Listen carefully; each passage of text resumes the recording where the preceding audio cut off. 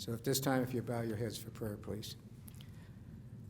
Father, we're here to celebrate the life of Jim Harrison. We ask that your Spirit be with us today. We ask you to bless the food we're to eat. Be with each one here. Let us remember Jim. In Jesus' name I pray. Amen. Born during the Great Depression on December 30th, 1936 in St. Louis, Missouri, to Everett Ray Harrison and Mildred Bay Harrison, Jim Harrison learned how to survive at a young age. Due to his father being a carpenter during World War II, the family found themselves constantly moving. At the age of 7, the family moved to California, where young Jim got his first taste of the martial arts after watching 2 Japanese kids demonstrate judo. Mesmerized by their demonstration, this event would change Jim's life forever. After returning to the St. Louis area, Jim attended several different schools throughout Missouri. At each new location, he searched for a place to learn judo. By the age of 17, Jim had successfully found a martial arts dojo to which to learn this relatively new and intriguing art. Without a doubt, Jim Harrison's influence and impact on the martial arts world was immeasurable over his 66-year involvement. Although not known by many young practitioners, ask any karate veteran who they would least like to face on the street, and they would probably say Jim Harrison. Even Bruce Lee was once quoted as saying, "I fear no man, but Jim Harrison and Mike Stone are the last 2 men that I would wish to meet in any alley fight." Jim Harrison's fighting style is not flamboyant or spectacular, it's just simple and deadly. He's one of the most dangerous men in the world. Harrison's formal martial arts training started with judo in 1954. As a result of his training in St. Louis under Bob Kurth, a former World War II Navy commando, Harrison earned his first black belt in judo and became a 3-time regional AAU judo champion. Many years later, at the age of 62, Harrison won the National Masters Judo Championships held in Spokane, Washington, and placed 3rd in the World Masters Championship held in Toronto, Canada. In addition to rugged sport competition, Kurth also taught Harrison basic striking, self-defense, and how to read body language while bouncing at the local bars and clubs. According to Harrison, his training under Kurth was priceless and laid the foundation for the future martial arts icon he would later become.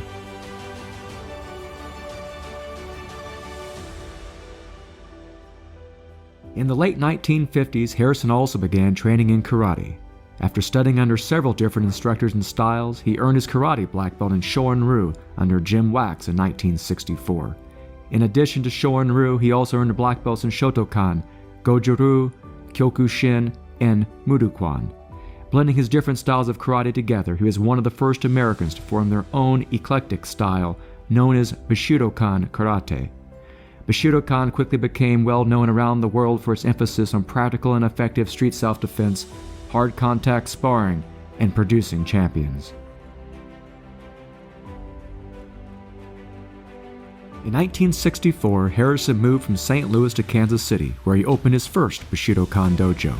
A pioneer of the 1960s blood and guts era of American karate, he went on to win championship titles at some of the most prestigious tournaments of the time, including 3 times the U.S. Karate Championship and 3 times the All-American Grand Championship.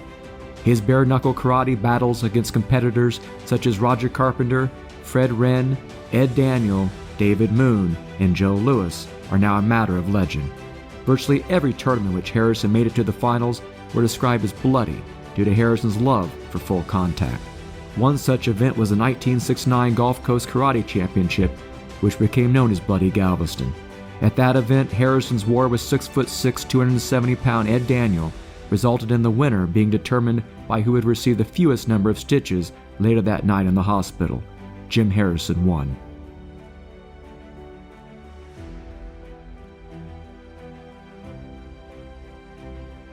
In addition to judo and karate, Harrison became a major force in the American kickboxing and full-contact karate scene throughout the 1970s and 80s.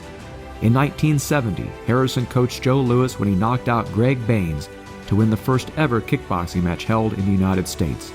Later that year, Harrison made martial arts history by becoming the first U.S. light heavyweight kickboxing champion by defeating Victor Moore in Dallas, Texas. A hard-fought match, Harrison even received staples above his eye between rounds before coming back to knock Moore out.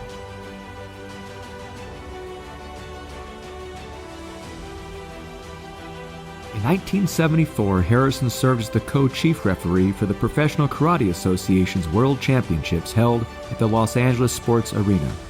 Televised on ABC's Wide World of Sports and attracting Hollywood celebrities such as Telly Savalas and George Peppard, the nation watched as Harrison refereed the title matches that crowned Joe Louis, Bill Wallace, and Jeff Smith, world champions and superstars.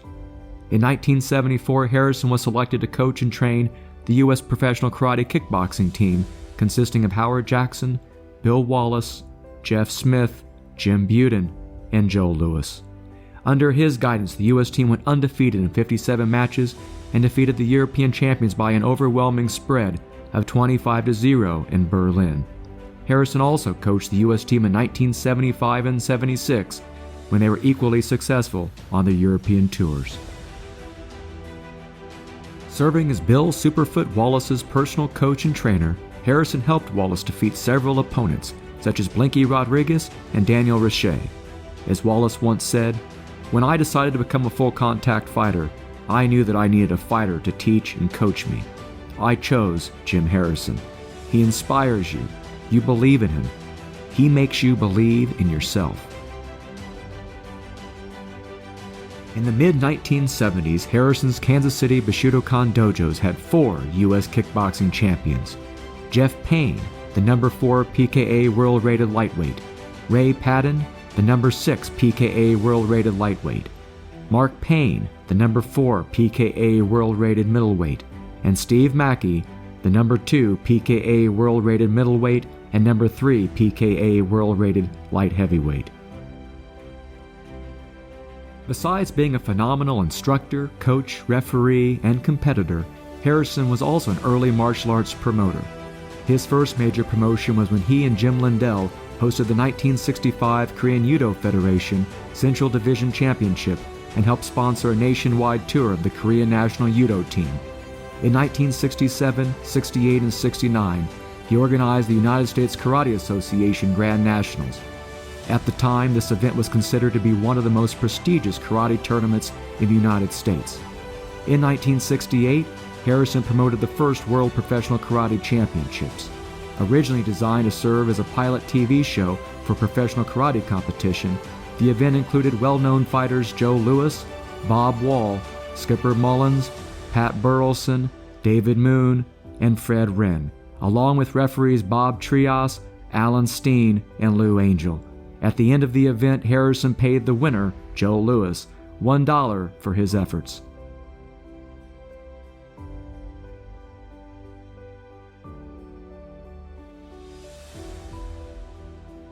Over the years, many of Harrison's Bushidokan students went on to become judo, karate, kickboxing, and MMA champions.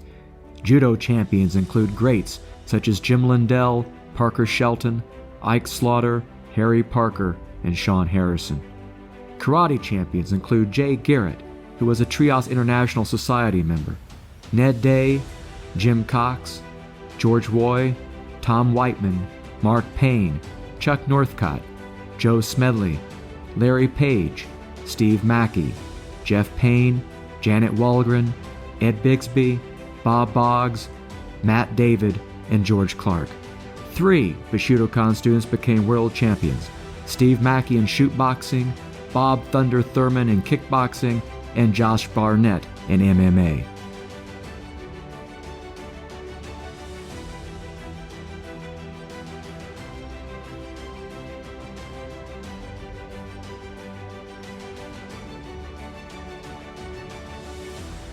One of Harrison's most proud achievements was his instruction of elite military and law enforcement units, such as SWAT, SEALs, Delta, and Rangers. His 2 highest-ranking black belts, Jim Lindell and Colonel Ike Slaughter, are well known throughout those communities. Harrison himself served in the early 1960s on a special violence squad designed to clean up violent crimes in St. Louis. In addition, during the Vietnam era, he was part of a mercenary team that participated in several search and destroy operations throughout Southeast Asia.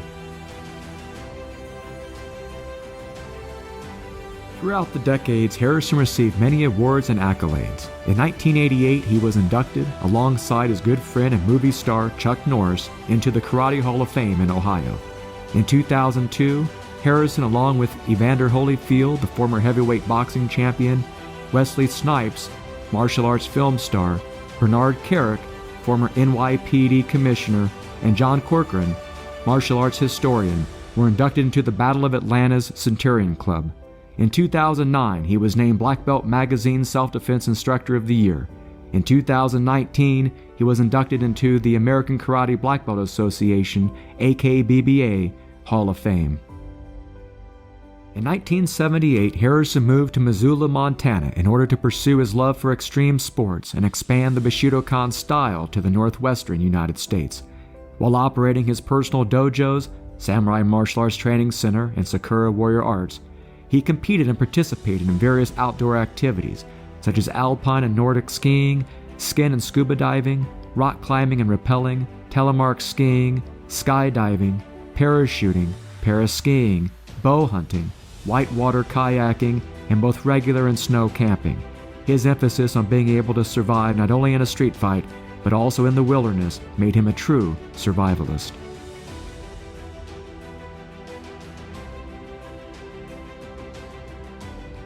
In 2017, Harrison created the Bushidokan Yudanshakai organization in order to develop and preserve the legacy, standards, tradition, and reputation of his Bushidokan martial arts style.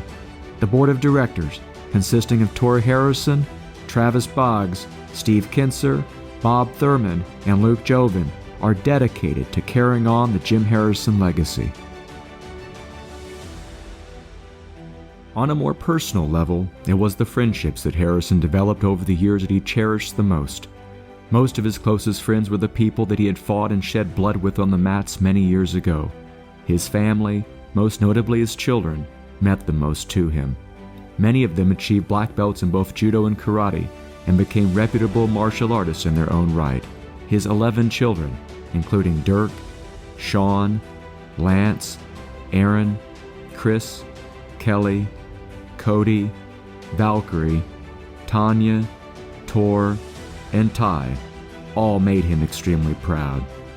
An avid reader, author, outdoorsman, pilot, skier, kayaker, gardener, and carpenter, his interest and knowledge were so wide-ranging that he was truly a Renaissance man, in addition to being the closest thing to a modern samurai, or as he would say, a Ronin.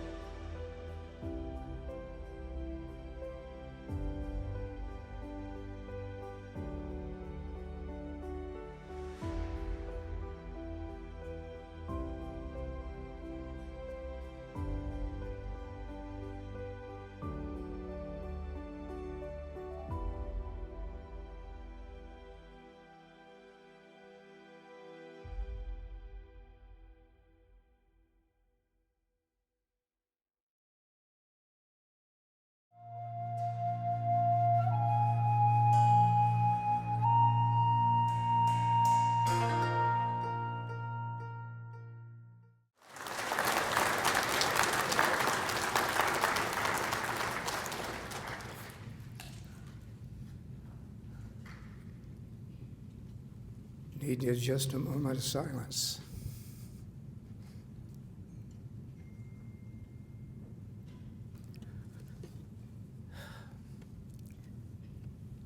Jim was an unusual and particular, had very specific desires And one of those desires was that no one within the Bushidokan system be promoted to the level of 10th Dan while still breathing.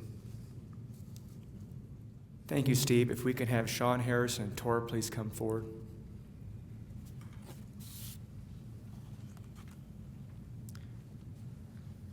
And if we could have Carol please come forward as well.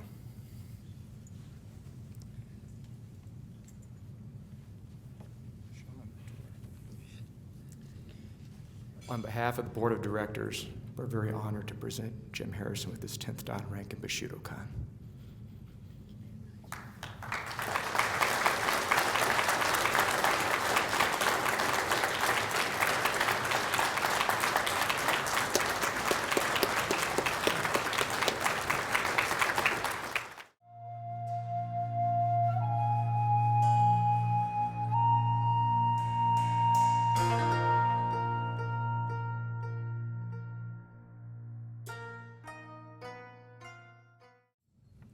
It makes me very proud to present this award to this person we're honoring tonight. I've got a great story I had lined up to tell you about, but I lost my voice last night, so I'm going to have to let this pass on. Carol. Thank you so much. This means so much to me.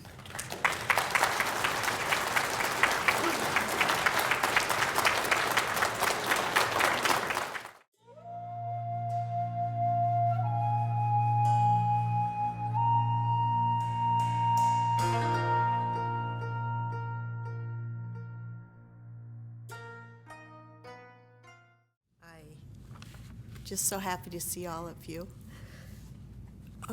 I just wanted you to know that most of you know Jim's martial arts career that was spanned more than 65 years. And the songs that you heard were some of Jim's favorites. I wanted to share with you the more personal life that Jim had with me and the kids, and so I hope you enjoyed those pictures as well. And I just want to tell you again, back in that far corner are books that came from Jim's library. We stamped them with his name, and we hope that any of you take all and any of them that you would like. I hope you're enjoying the program, and I want to thank you so much for honoring my husband in this manner and my family. Thank you very much.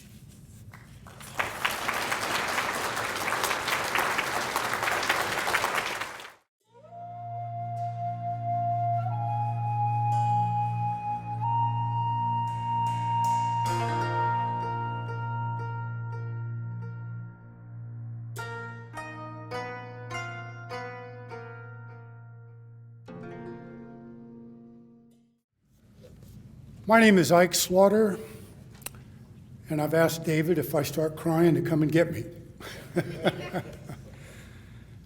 I feel very privileged to present the eulogy for Jim Harrison. I've known Jim since 1963. He was my friend, my instructor, my mentor, and he was a father figure to me. And he's always been an inspiration. And having said that about inspiration, I got a Jim Harrison story. I'm sure there's more than one around here, but I'm going to tell you about this. And I've been wanting to tell somebody since about 2014 this story. In 2014, I accompanied Jim to Dallas, where he was honored at a gathering similar to this with the very distinguished people that are here. Many of them were there. But I was having a beer with a Fort Worth, Texas law enforcement officer, and I'm not sure exactly who that was, but we were telling Jim Harrison stories. So he started to tell me a Jim Harrison story, and like law enforcement stories and war stories, it started late at night up a dead-end alley. my back to the wall, and I was outnumbered, and there was no relief in sight. I was by myself. So I had to put a plan together, he told me. And he said the first thought that came across my mind was, what would Jim Harrison do? I thought that was you, Richard. Very interesting, because what we discussed that night was the inspiration that Jim provided for both of us through our lifetime, because I certainly had those same thoughts as I went through my military career, believe it or not, is, Jim inspired me to do better. Today we're going to celebrate the life of a husband, a father, and a legend, and a pioneer in the martial arts fields, and a man that made a lot of difference in the lives of many, many people, many of which are here. Jim passed away in 2020, and he was 83. And I say to Carol and the Harrison family, please accept my sincere condolences. And to the distinguished friends and that have come to participate in this celebration of life for Jim, I know that he would be very proud to see all of you here on this special day. For those of you that are from out of state and just visiting Montana, welcome. But if you're from Oregon, Washington, or California, take the news back that it's always smoky and hot here all summer. But welcome, everyone. Now, people knew Jim by different titles. If you were a student, he was referred to as Sensei, Mr. Harrison. To his friends, he was Jim. And he liked to actually be refer to himself as Ronin.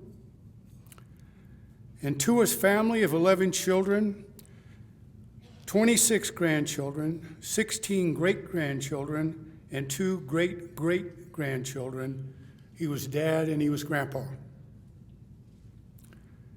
And Carol, by the way, as a side note, I've been spending some time with Tor, and he kind of indicates that he'd like to add to the grandchildren category, so something for you to look forward to. Now, I knew his father, Ray, and his mother, Mildred. Grandpa Harrison and I and Grandma Harrison spent a lot of time together in my young years. I drank a lot of Coors beer with Grandpa Harrison. I smoked a lot of cigarettes with Grandma Harrison, neither of which Jim really approved of. I first met Jim in 1963, and he was my instructor in the St. Louis dojo. I was 13. He was probably about 25. He was an old guy. And I was a student until about 64 when he moved on to Kansas City to start his new schools there. And in the summertime, I would go from St. Louis to Kansas City to spend time working out and studying at his dojo. And after I got thrown out of college, about 1968, he offered me a job up there to head up his Judo program and work in the health club. And I stayed up there with him until probably December of 1968 when I got drafted and I went into the Army. And I didn't see him for a pretty long period of time. But once we did get reacquainted, we linked up and continued the relationship.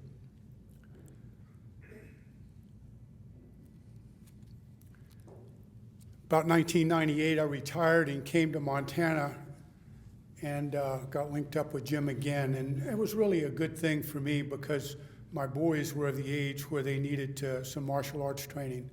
And it was just kind of full circle. Both my sons studied at his dojo here in Missoula. The last time I saw Jim was shortly before his death at his home in Lolo. And I was really kind of shocked. We were sitting around talking, and he said, "Hey, look, I want you to do the eulogy at when I pass."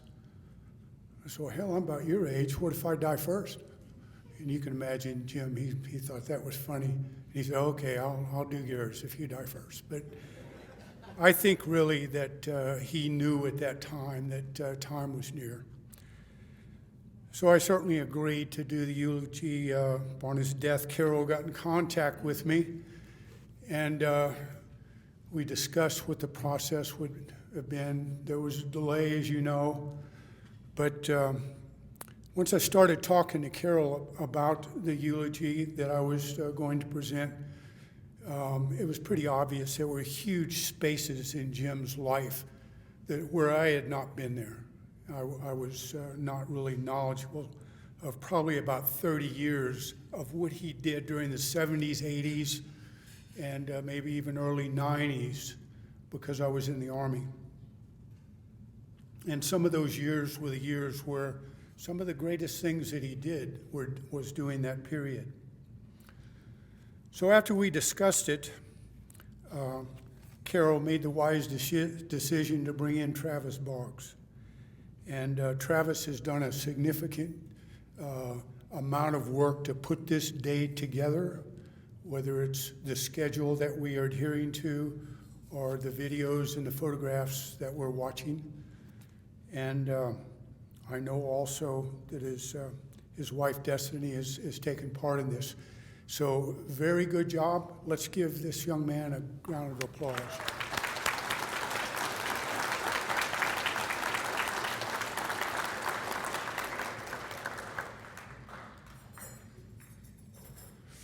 We all knew Jim by different titles, but he had some traits that we can all relate to us.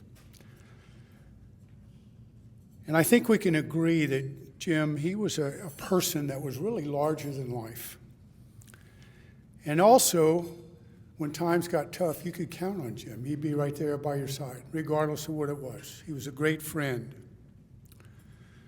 He's probably one of the most physically and mentally tough people ever that I've encountered. He was intelligent, and not only was he intelligent, but Jim was just smart. He was a visionary. He thought outside the box. Jim only completed high school, and by the stories he tells, I don't see how he got any studying done because he was always fighting with his classmates. But what he learned was phenomenal. And I think that Jim probably could hang with many scholars, even though he's only educated, had a high school education, because he was just a very knowledgeable person in many, many areas. Jim was courageous, I would say probably fearless. Travis asked me to talk about the early days a little bit when Jim was studying. You saw the video there of what would be time in California when he was with his dad, and his dad was working on the West Coast. That was way before my time. But I'm familiar with what happened in the late 50s, early 60s.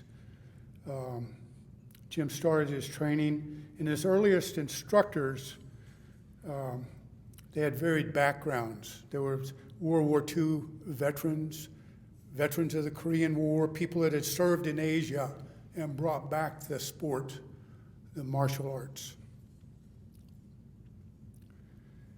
People like Bob Kurth, Jim Wax are names that I think you'll recognize, maybe you even knew. Jim Shannon, he was a Korean War airborne veteran. There was also waves of Orientals that came through. Ansei Yashiro was an Okinawan that was a master in the Okinawan arts. He would come through. The early days were different. Its instructors kind of adhered to the traditional boundaries of their particular style and didn't move outside of that too much. They didn't really mix stuff up. People were not as skilled then because we were just learning the arts. And people were not as fit then as they are today. So things are different. People are stronger, they're more skilled, and they're wiser in the ways. But back in those days, you didn't mix the two, whether it's judo and karate. A lot of people studied judo. The next day they go to karate class, but they didn't really put them together. Also during those years, Jim's peers and competitors, you will recognize some of the names, maybe Parker Shelton. They were friends, but geez, because they get in some fights, you know? Jim Lindell, Bob Yarnell, Bob Whalen. But there were waves in the early days when the Oriental instructors would come through. I think you saw a photo up here of Diego and Murata, who were two Japanese champions. Diego and Murata sound like they should be Spanish, but they were Japanese. They were big Japanese, too. I never thought Japanese grew that large. Also, during those years, the Koreans sent a lot of instructors into the States. So Jim learned these different styles, and he became good, and he practiced them. And then he started to mix them. But I think these were in the later years, once he went to Kansas City and things like that. And back in those days, in the old days, it was kind of interesting. When there was a karate tournament, you had a Shiite, and people were fighting, you were expected to deliver a punch with the force that would have taken somebody's head off, but pull it just short so you didn't hit them and hurt them. Jim would change that pretty soon. I think probably Jim's greatest contribution to the martial arts was the students that he produced, as well as the instructional system that he put together. He was a tremendous instructor. I've thought of him often. To see him on the mat with the energy, the enthusiasm, day in and day out. And many of you in here have taught, you know what it's like to get on that mat every day and be able to do full justice to your students. It's difficult. Nobody I ever saw was able to do it like Jim. But he treated every student as if he was something special, because to Jim he was. Jim put his full effort, whether it was a white belt or whether it was a higher ranking person, to get the right instruction to that person. He also expected that that person pay attention and give him his undivided attention, and if they didn't, they paid.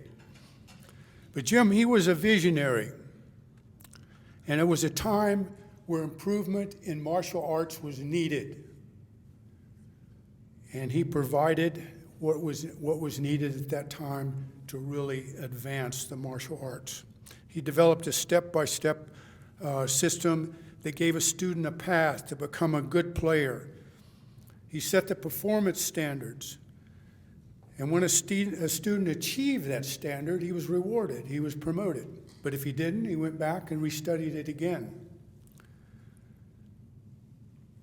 Everyone knew that a Harrison student, if he wore a particularly colored belt, earned that belt and could defend that belt. Seems like a logical thing that would be done, but in the early days it wasn't. There was rank that was given away and instructors who were not quite prepared to provide the enthusiasm and effort that Jim did. I never saw Jim waste a moment in a day. He had a purpose every minute of the day to do something, whether it was gardening or whether it was working with his family or whether it was on the judo mat or the karate deck. But Jim had a calling there. He had a vision, he had energy, he had discipline, and a tremendous work ethic. He was a great friend. In closing, I encourage the Bushidokan family, continue Jim Harrison's legacy, keep his standards, stay with it. And we're honoring and remembering a great influential man, an inspirational man. He was a friend to me, my instructor, and a father figure, and I'll miss him dearly. Carol, my condolences, and I'm truly honored to be allowed to present this eulogy.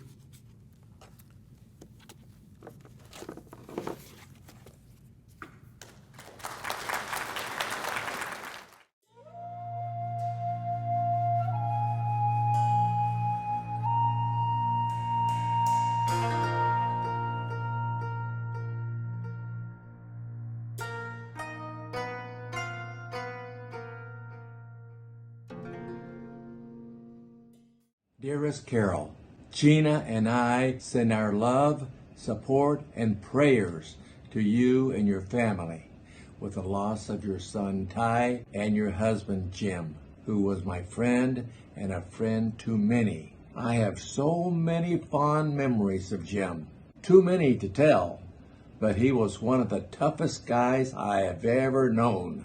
Matched by his toughness was his kindness and his love for his friends and family. Carol, you were the love of his life.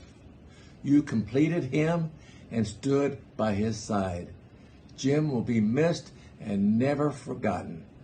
Until we meet again, my friend, I love you, brother. And Gina and I love you, Carol. Take care and God bless.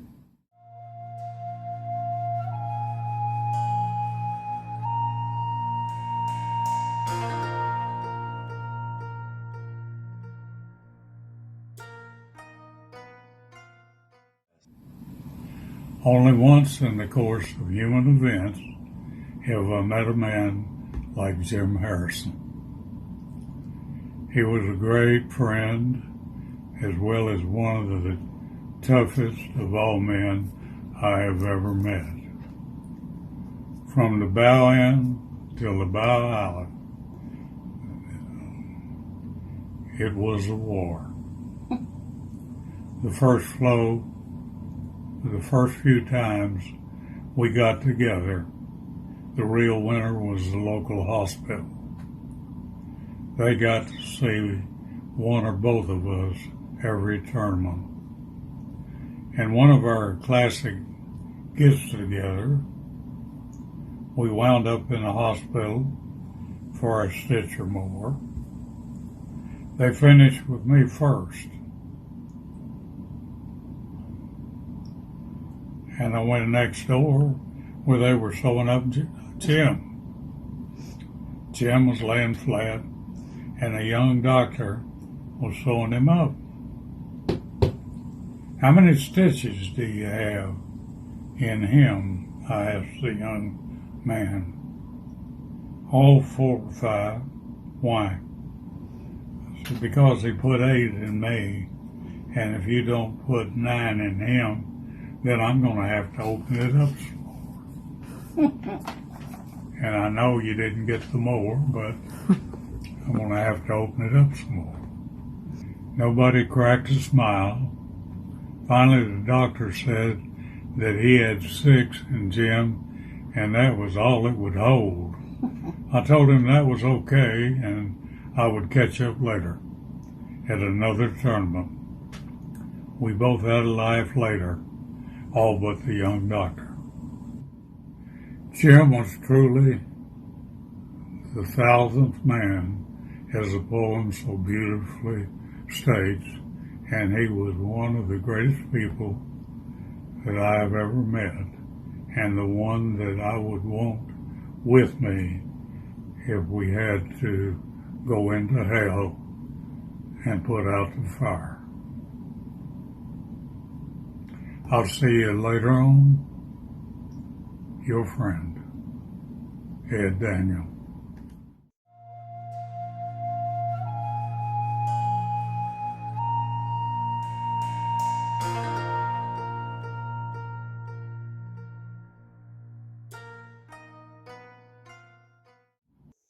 Hi, Carol.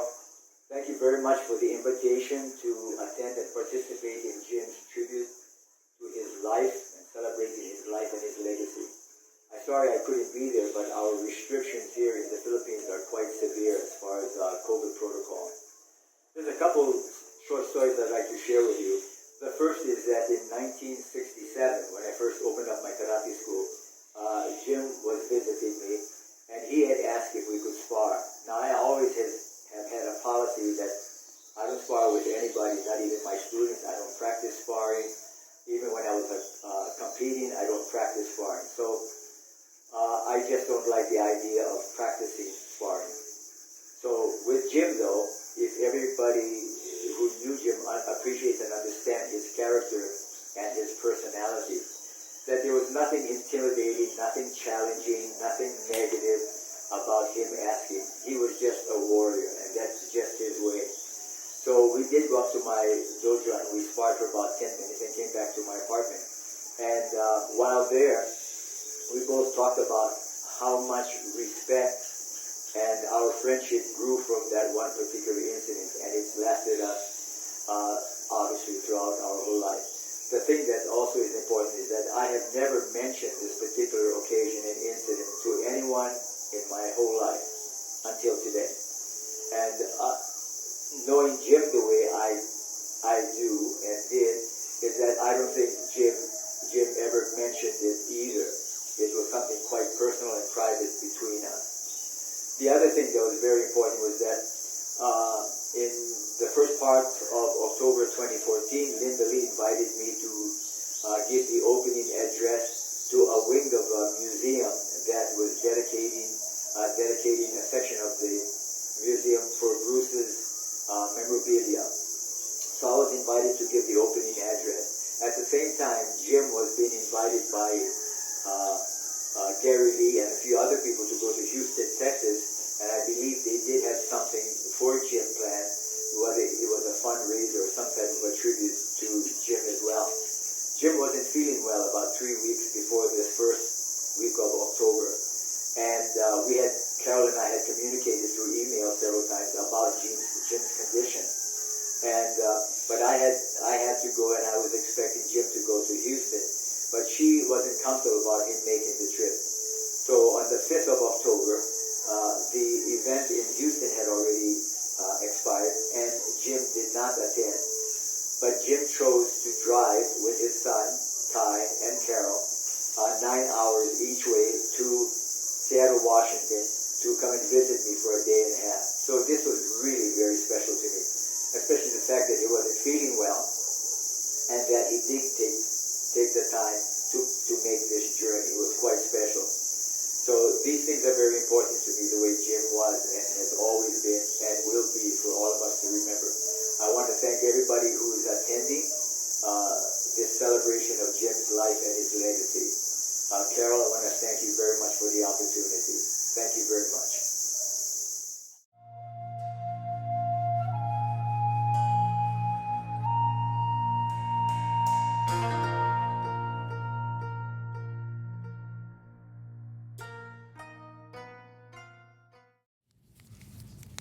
Carol asked me to speak this evening, and I started out trying to think of what to say, and I finally realized I couldn't tell you anything about Jim Harrison that you didn't already know. So I thought I'd tell you what I liked about him, what things stuck out in my mind. Jim obviously is a loyal friend. When I first started karate school in St. Louis, 3 days after I started, Jim showed up. I didn't call him, I needed him, and there he was. Came in and talked to all the students, made sure I knew what I was doing, and left. And I needed that an awful lot. Jim was strong of will, put it mildly, stubborn as hell. Tough and fearless. His word was his bond. And if he shook hands with you over something, it lasted his life, or until you broke it. Then you were in big trouble. Above all, Jim was my friend. I first met Jim and knew about Jim for a long time in the mid-'60s.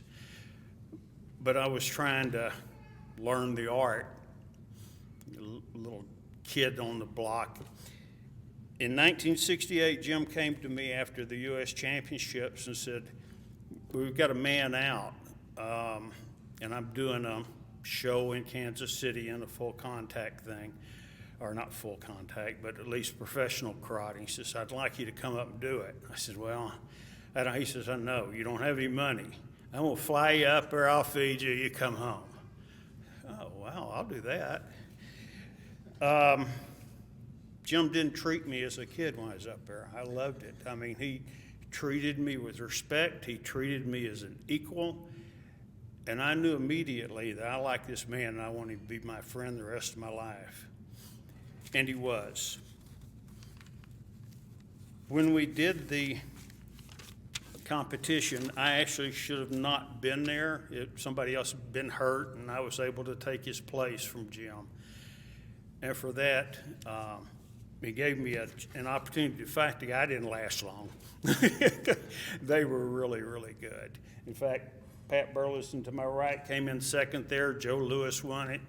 Guess who my first fight was? Joe Lewis. So again, I didn't last very long. But Jim came, patted me on the back, said, you did a real good job. Keep it up. Always there to encourage me through the competition, whether I won or lost. Now, I can mention all of the traits that Jim had that we all know about, that we're all proud to call him my friend because of. But the one, and Ed Daniels demonstrated best of all, Jim had a terrific sense of humor. I'd like to tell you a story that nobody but me knows. We talked about it with Bill Wallace and a couple other people, and I said, what do you tell people about Jim Harrison here? They all know it. They know he's a great guy. They know he's fearless. They know he's tougher than hell. What do we tell him? He says, tell them a story. Tell them one that only you know. In the early 70s, Jim and I had an opportunity to go to England. One of my students was in the Air Force, and he was putting on the English Karate Championships. Jim had a student in the Air Force over there that was going to fight in the tournament. Jim called me up and says, hey, I'm going to England with you. Great, I don't know how to get there. We went, and we had a ball. We arrived in London. We rented a car. It wasn't that difficult to stay on the right side of the road because if you didn't, you got run over. But we got lost. We were headed for a town called Ipswich. And somehow, somewhere, we got turned around, which isn't tough to do for me. We stopped in a town that was nothing more than two cross streets that were fairly busy. Jim says, I don't know where we are. Read the map. I said, I'm trying to read the map. I don't know where we are. And he says, look, let me pull over here. Go in this store and find out where we are. I said, all right, I'll do that. I went in. It was like an old hardware store. A couple of people leaning on the counter, a man behind the counter at the cash register, somebody shopping. I walked in all of my Texas brogue. I said, we're lost. Can you tell me how to get to Ipswich? The man looked at me and says, yeah, go down the roundabout, come back, make a left. I said, oh, could you do that a little slower? Just me. He says, yeah, go down the roundabout, come back, make a left. I said, thank you. I went outside. Jim was sitting there. He says, what'd he say? I says, I'm not real sure. What'd he say? I says, you go down to the roundabout, come back, make a left. He said, what the hell? What are you talking about? I said, that's what he said. He said, say it again a little slower. But he didn't. Go down the roundabout, come back, make a left. Jim said, a roundabout. A roundabout, that's a circle. I'd never heard roundabout in my life. I had no idea what he was talking about. Oh, you mean the traffic circle? Yeah, that's it. So we go down, we're on the wrong side, and he says, you sure make a left? I said, left. I must have ticked him off doing that. Yeah, go back a left. And somehow we started off, we were on the wrong side of the street again. and cars were coming towards us. It wasn't real busy, but we had cars coming towards us. Jim jumps up on the sidewalk. So we're driving down the sidewalk. I don't know if he got frustrated or he was angry with me about the lift. But we went down about, it wasn't that far, maybe a half a block, maybe 3/4 of the block. And then finally we were able to get off and go down to the circle, go around, make a left. And we went for about 1/4 mile. Jim didn't say a word. I'd been hanging on with my hands as tight as I could and other parts of my body to the seat as tight as I could. And he looked over at me and said, kind of grinned, missed them all. He's not mad at me anymore. So the thing that I really liked about Jim as much as anything was the humor that he gave me. He had a terrific sense of humor. We fought once in Fort Worth for the Texas State Championships. And we fought for the grand championship or first place there, and Jim beat me, obviously.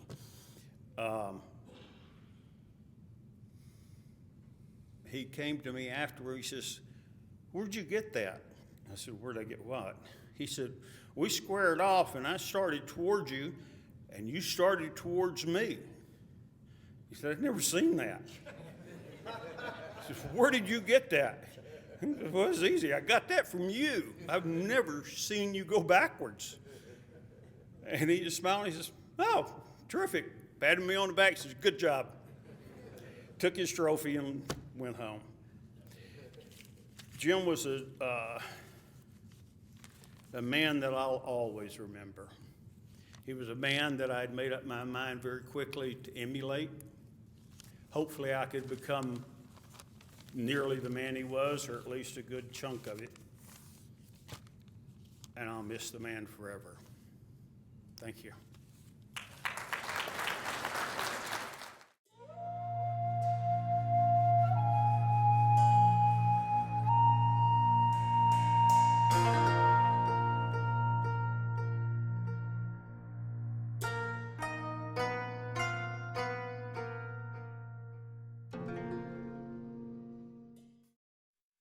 Hi, Carol, and everyone that's there in Missoula.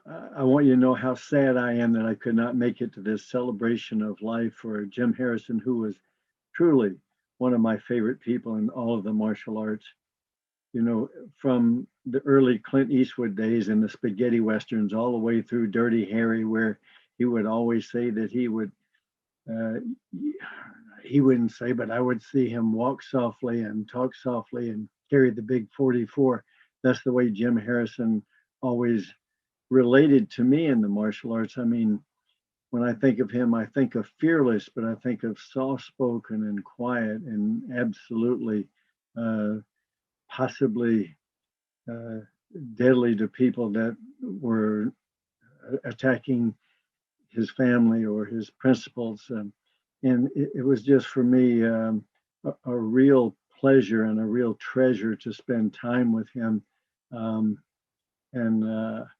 Carol, I can't imagine all the bad things you've had to go through, but again, the celebration of life. This is someone who impacted us from watching him fight to seeing him referee our first fight with Jerry Rome and Ross Scott that we did from Atlanta's Omni, and just, you know, then every fight he would referee in the meantime. He was in absolute control of the ring, but more than anything, it was a kind of friendship that you knew that you were with someone who would always have your back. I mean, under all circumstances. And as many of those people that are there in the room today will attest, we've met a lot of great people in the martial arts, but I don't think any of us will ever have a really special connection like we've had with Jim Harrison over these years. Jeff Smith and I talk about him a lot, and I miss him a lot, but I know he's watching, and as we say here, he says, "We know what you're thinking." So, my friend, know that we're always thinking about you. Carol, know that you're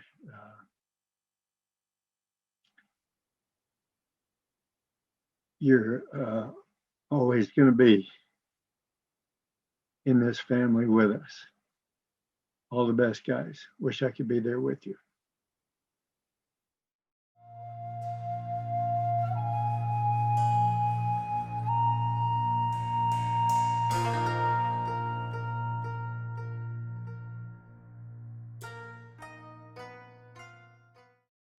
Aloha to the celebration of life for Grandmaster Jim Harrison. My name is Al DeCastro. As a matter of fact, some of you know me, some of you don't. Especially for those that haven't been around as long as Jim and I have. I'm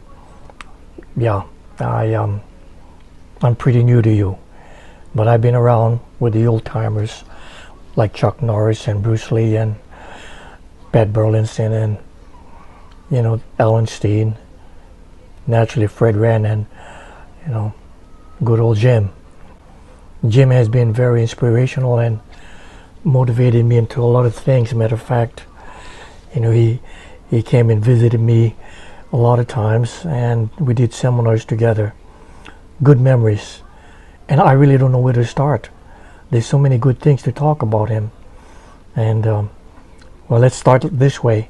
One of the fondest memories I have with him was when in 1974, I think it was, when we were invited by George Bruckner to go into Berlin and do demonstration in Ulsterhalle. One of the things that we did after we demonstrated in Berlin, we went over to Holland, and I kind of think about this and I chuckle a lot. Because the Holland has a red light district, and we were just cozy around there, and Jim decided that he was going to take a video and take some pictures, and he got caught. One of those ladies of the night came over and tore the camera from him and cussed him out, and that was kind of hilarious as he was trying to humble himself to try to get his camera back. That was in 1974. And we had a lot of good times where he even refereed me fighting in competition, as well as me watching him compete against Fred Wren and some of the great old timers, fun people we had in those days. I miss the guy.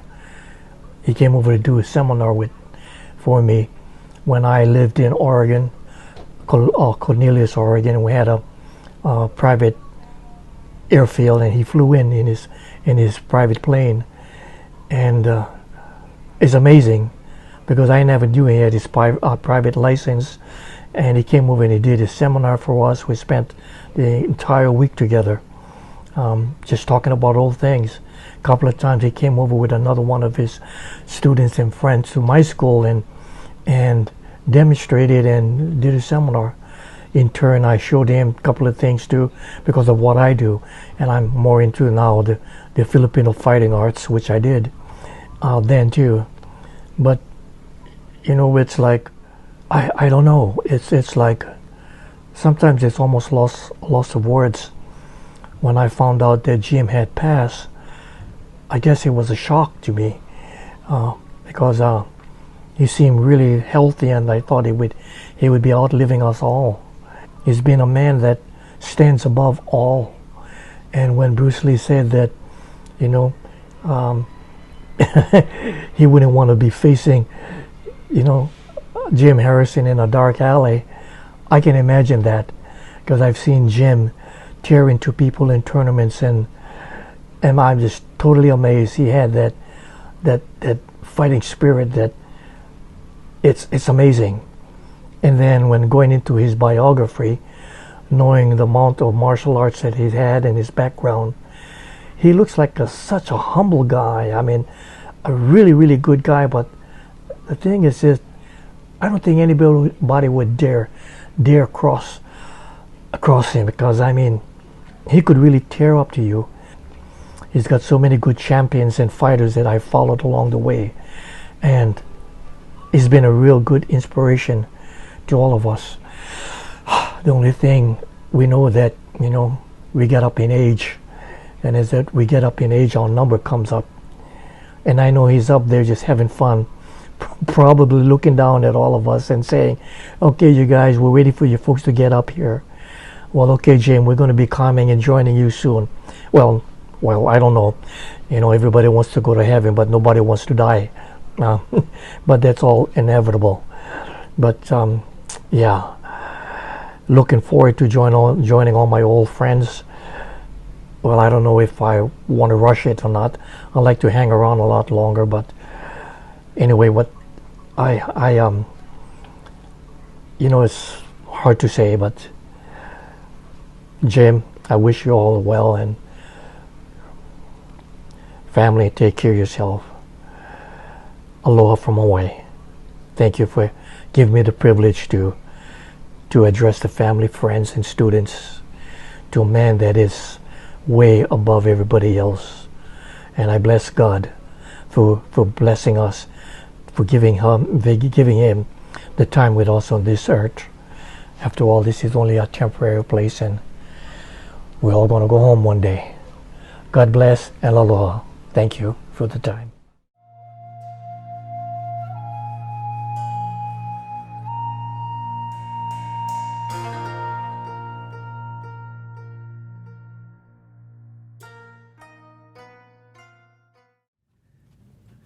I'm 5'8.5", 165 pounds, and I was scared to death of Jim Harrison. It's the truth. You look at it, and whoever said that he looked humble? Doesn't look humble. Look at him. He beat the crap out of everybody. Just look at him. Just kidding. Anyway, we were in Paris, France, 1976. I think it was September, something like this. And the United States team with Jeff, myself, Howard Jackson, and not Howard Jackson, but Isaiah Stratus, and Dominic Valera was on our team. And we're fighting the Europeans. I win my match, and the next weekend, I'm supposed to go to Toronto to fight Daniel Roche. And I don't have a corner man. So I say, well, I'm talking to Jim, and I said, I don't know what I'm going to do, because I don't know anybody in Toronto, and I have to go fight Daniel Roche, Park Chung-Soo student. He says, well, I'll go with you. What? And he said, yeah, I'll go with you. I said, fine. So I get lucky, and I win my match in Paris. The next day, on Sunday, we fly to Toronto, and he trains me for an entire week, which was a ball with him, because a great time. He made me tougher. I'm not tough, but tougher. And come the night of the fight, I'm supposed to fight him on a Saturday evening. Park Chung-Soo has a tournament. The tournament lasts kind of a long time. So it's 11 o'clock, and now the contract says I fight him at Saturday evening. It's 11:30 Saturday night. Jim comes up and says, if it goes after 12 o'clock, you don't have to fight him. I said, what? He says, the contract says Saturday evening. After 12 o'clock midnight, it becomes Sunday, and you don't have to fight him. And I said, we just worked this whole week getting me ready. Why not? He says, okay, we'll fight him. So we get out there, and I'm ready. I'm in the ring about 1 o'clock in the morning. One of those things. I'm in the corner. I walk over to my corner. I loosen up. I stretch out. I do the splits a little bit. Some kid in my corner says, Daniel Roche's going to beat you to pieces. I look at Jim Harrison. Jim says, kill him. Now understand, I'm more afraid of Jim than I am of Daniel Roche. So I said, you got it, you got it. So that's my story, but Jim and I go back a long time. I met Jim originally in 1966. Some of us remember, Pat might remember Ed Parker had a little Shiai thing in his school in Pasadena, and I was a brown belt at the time under Shimabuku, and I was invited to go to the little thing and sparred a whole bunch of people, but had a blast. And that's my first remembrance of Jim, but love him to pieces. So, and everybody else has said everything else great, so. Carol, thank you very much. Thank you. Bye.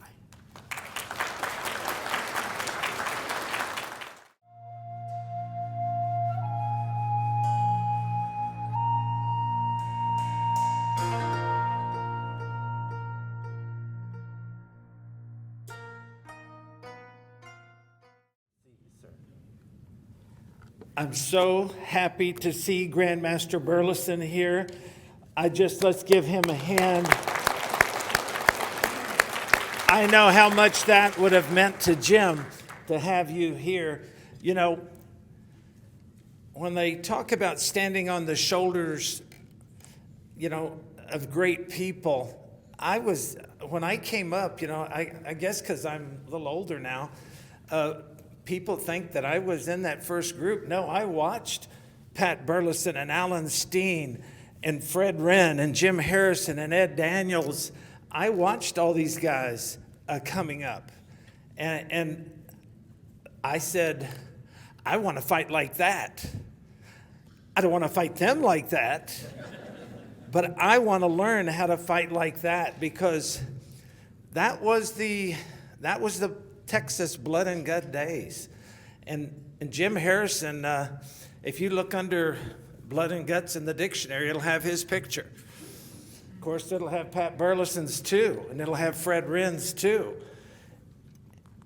These guys, it was real fighting. You didn't go to a tournament to score points. You went to the tournament to come out alive. And if you didn't get stitches, which Bill's given me, Fred's giving me, luckily, the only thing, I'd go to bed at night and my prayers were always, please don't let me fight Jim Harrison in a tournament. Because I saw all the guys that he fought. Because he didn't care whether he beat you or not by points. As long as he had less stitches than you, right, Ed? Right, Fred? Then he felt he won the match. That was his tenacity. That was his, that was his fighting style. When he talks about a complete fighter, Jim was the complete fighter. Judo, jiu-jitsu, kickboxing. I mean, if it was a fighting thing, he was doing it. Not only did he do it when he was young, he was in his 60s and he's still competing in wins the national judo championships at 63 or 4. Not in the year 63 or 4, but when he was 63 or 64. Even competed in the in the world championships after that, and took third in the masters division. That's the kind of guy he was. Not only was he an inspirational fighter, I wanted to fight like Jim Harrison. I wanted to have that fighting spirit. And I saw back in those Texas days when I was coming up and watching all the guys, even Jim Buten, my first tournament, luckily I didn't have to fight him, but I say luckily, I had to fight Ed Daniels instead. So that was never a picnic. But I got to watch these guys and learn from these guys. I was from a little town in Kingsville, Texas, and after my first year of training, I didn't have an instructor anymore. I was a brown belt. And so I was the highest ranking at the university there in Kingsville, so I had to teach. And the only way I could learn is I would go to the tournaments and watch all these guys. The first competitor that I watched that I actually went against that beat me was Pat Worley. Pat Worley beat me, and I was a June Reese student, so I was doing all these kicks. Pat was doing all this punching, so sure enough, next tournament we fight, I'm doing all the punching, he's doing all the kicking, and he becomes one of the greatest kickers. But Jim Harrison inspired all of us. He inspired Jim Buten. And Fred, I know every time Fred got in the ring, he was thinking, I hope I have to fight Jim last, so at least I won't have to stop the fight. Because if you go into the fight, already have a cut opened up and you have to fight him, you're in serious trouble. We had so many great times and so many great things that we did over the years. Al was talking about Europe when we had the U.S. team. Now, here's the first U.S. team that we went over there with. Jim Buten, Joe Lewis, Bill Wallace, Howard Jackson, and myself. How could you have a better team than that? You had Jim Harrison, the coach. And he took care of us. We went on a little tour after we left Germany and we won there. We went to Amsterdam. And in Holland, those guys are pretty tough over there, but they had us fighting a different day in a little town, Rotterdam and Amsterdam. I didn't know that they had all these damn towns. And here, we're fighting these guys, and we're wearing the protective gear. Those guys aren't. I was like, what's wrong with this picture? They said, well, that way we can hit them harder and then not get disqualified, because if you draw blood, you'll get disqualified. Well, we're fighting in Amsterdam, we're fighting against the Dutch national team. Well, the promoter of the tournament told us that, and it was a rival school that he had in there, he said, the national team isn't fighting you guys. They're students. So there was like green belts and blue belts.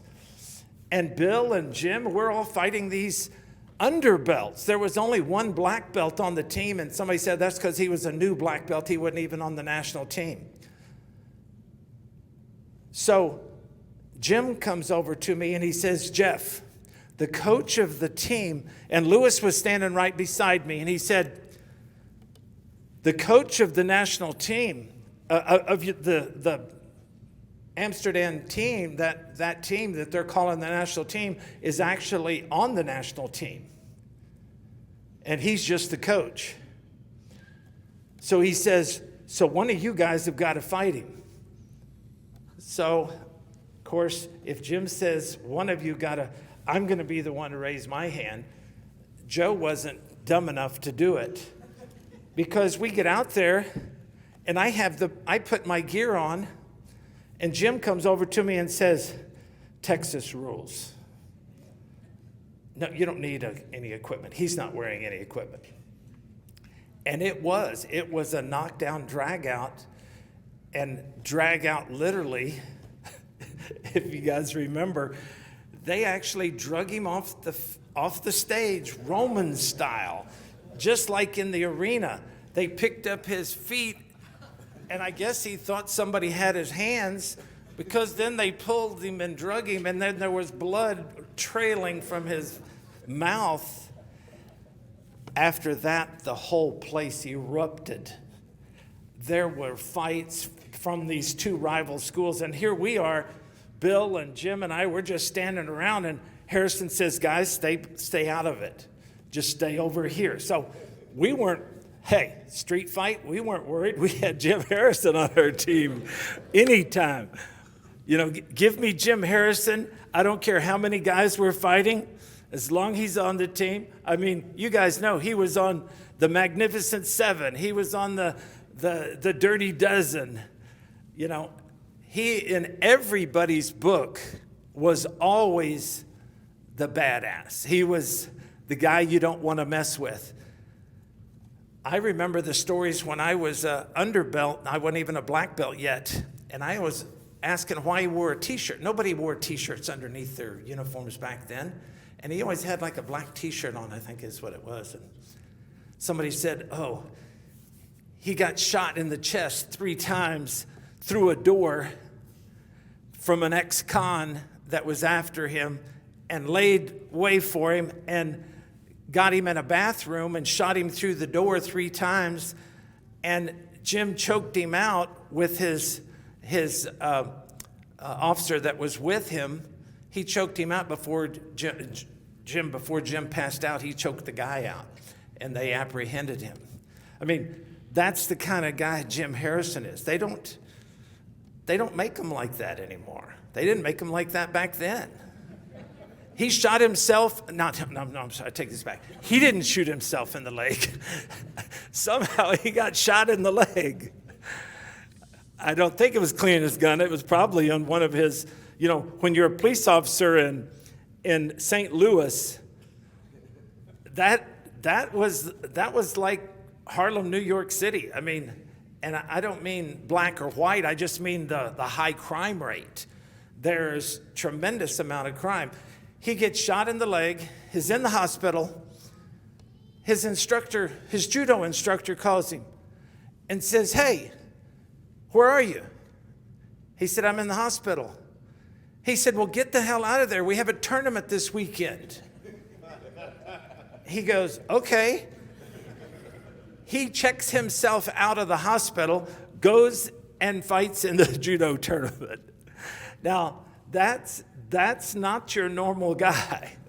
That's not anybody that I've known on this planet. So I'm just so honored that Carol asked me to come and say these words, because he is one of the most influential in my career. I saw him fight Vic Moore. It looked like the Tasmanian devil. Well, I never fought full contact like that. We never did that. We did point stuff, right? So I see him fighting like that, then I want to fight like that, right? But that's the kind of guy Jim Harrison was. He excelled at every level, not just a competitor, not just in different styles, but his students. You know, Josh and the Paynes and Mackey and all these guys that he developed, from his little school, and I say little compared to some of the big schools around the country, he had 4 either number 1 or world champions in each of those 4 weight classes. And that was even back before Josh, I believe. So I'm just so glad that everybody was able to get here. Even I had to go through 24 hours of flight and airport. It took me 24 hours from when I left Washington, D.C. of when I landed here. And I was either on a plane or in the airport because there was no hotels when I missed my connection in Denver, which is what I always told Bill. I never fly anywhere unless I can get a nonstop flight. Well, I guess you guys are all here. There's no such thing as a nonstop flight from anywhere, just about. Maybe from Denver now, but we got to get to Denver, right? So I'm so glad that everybody was able to come. I see on the video, the people that weren't able to make it were able to share their stories. I'm just so honored that Pat Burleson made it. I would have loved to have seen Ed. I know his health, and Alan Steen, and all of these people are with us here in spirit. You know, a lot of people think Jim was really serious all the time. He liked to have his fun too. You know, when we were in Amsterdam, we saw this, and I don't even know how we bumped into it. We were walking around and they had this place where you dress up in costumes and take pictures. So I said, "Hey, let's all dress up." And Jim's going, "Yeah, come on, group, get over here." Our driver, he is from Amsterdam, so he looks the part. Well, everybody on our team had a mustache, so we looked kind of like we were, those fishermen or villagers. So we dressed in these costumes, and Jim was in there. Now, check out, I'm going to have to post that picture again on Facebook for you guys to see that. Oh, did they show it already? Linda Lee, Bruce Lee's wife, was in there. Malaya Dacascos, Karen Shepard, Al, Jim, Howard Jackson, Karen Turner, and of course Jim was in there, and Jim Butin, and here's Jim Harrison in there, just like he might have had the accordion or the pipe. But it was, we had so much fun when we were over there with him. And nothing was better than to have Jim as your coach. Just ask Bill. We're in Germany, and so he's going to warm up with Bill. Because first he asked if he wanted to warm up. You want to warm up? And I'm going like, Jim was there, and Jim didn't even ask me. I said, I think Jim wanted me to warm up with him. He didn't have anybody. So I go warm up with Jim Butin. I look over there, it wasn't even 5 minutes. They were on the ground. Now, we were over there for a point tournament. This wasn't even ground fighting. I'm over there, and he's trying to get Bill in a choke on the ground. And I don't know how Bill will have to tell that story of how they ended up on the ground and why they were doing that. I think it was something about Bill's wrestling versus his judo, or his judo against his. But that was Jim. He was always there ready to help out whenever you needed like that. So, I just want to say we miss you tremendously. This whole sport owes a debt of gratitude. We would not have the level of sports. I think he really added, he was an honorary Texan because he always came down to Texas at Jack Wong's and Alan Steen's and Pat Burleson's tournaments and all those tournaments down there. So it was always an honor to be able to see him at those events. He refereed some of my most important fights in the first World Championships and many of those afterwards. So he really contributed continually, not only as a competitor, a coach, as a referee, but as a promoter. He promoted the first World Professional Championships. He did one of the first kickboxing matches with Vic Moore and beat Vic Moore when, Vic was winning a lot of stuff and had a little bit of a chip on his shoulder, and Jim took care of that pretty quick in that full contact match. So, Jim, we just want to let you know we're all here thinking of you. We all love you, and we'll see you down the road. Thank you.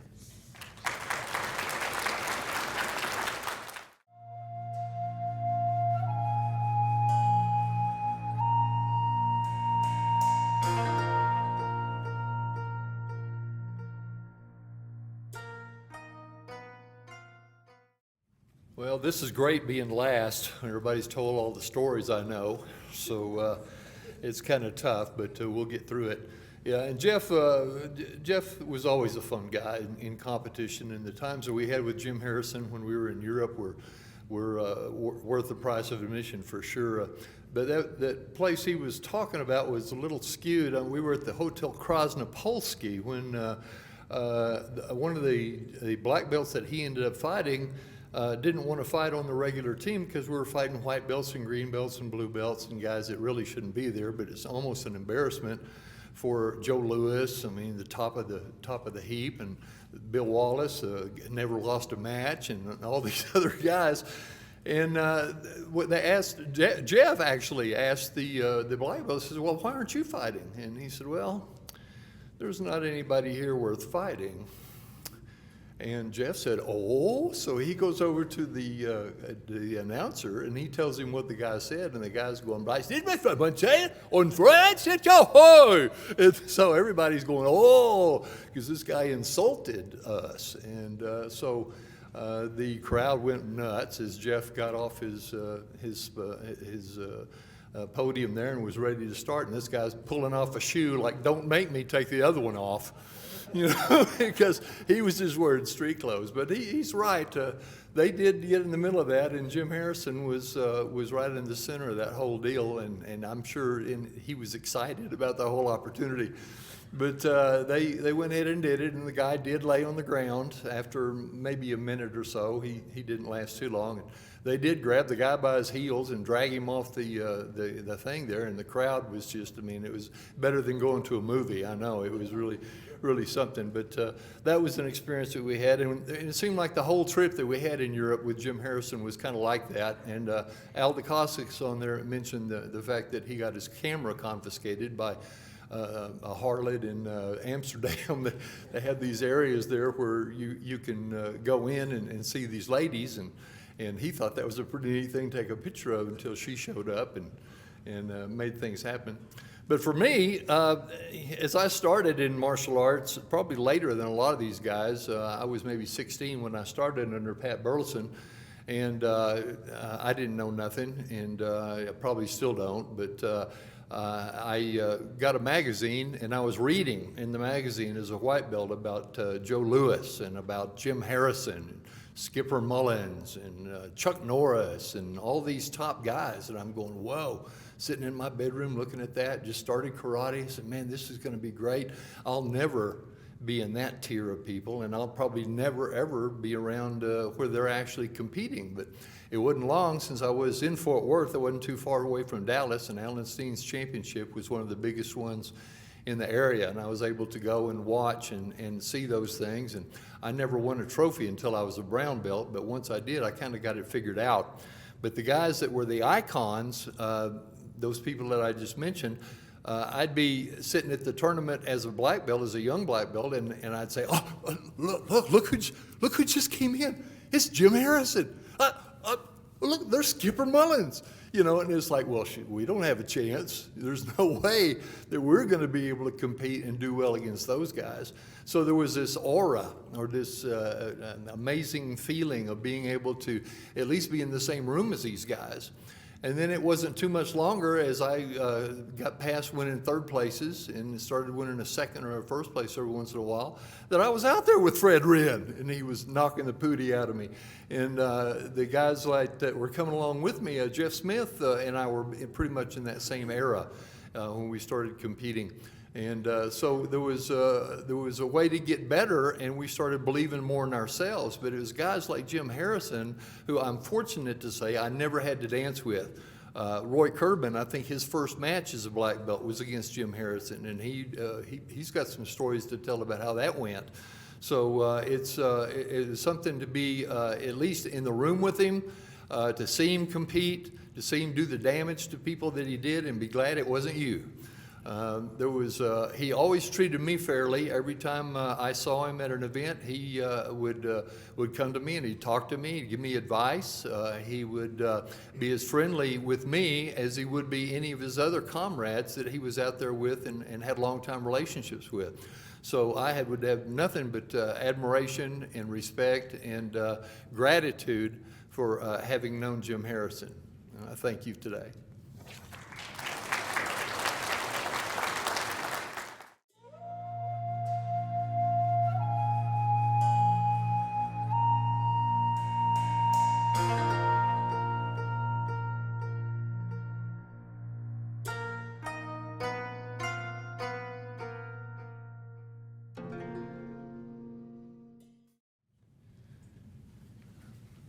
Everybody says I look like I'm in decent shape, and as long as round's a shape, it qualifies.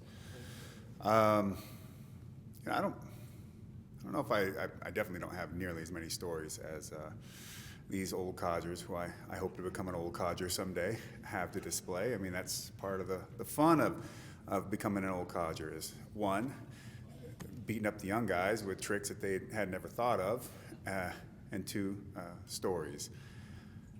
It's a bit odd how I even ended up under Sensei Harrison's wing, honestly, because the first serious martial arts coach I had was Fred Sato for Judo, and then he pushed me to the Bushidokan dojo in South Seattle. I trained under Burt Mackey and some folks, but there was a guy there who told me about how he got started under Jim Harrison in Missouri. I'm like, oh. I never heard of that guy, and he just telling me essentially, what an absolute tough son of a gun he was, and what a great school it was. Well, all right, sounds awesome. I make my way out from Seattle over to the University of Montana, and I've got the itch to fight. I wrestled in high school, played football. I thought maybe I'll walk on the football team. I didn't really know what I was going to do, other than I was going to fight MMA at some point.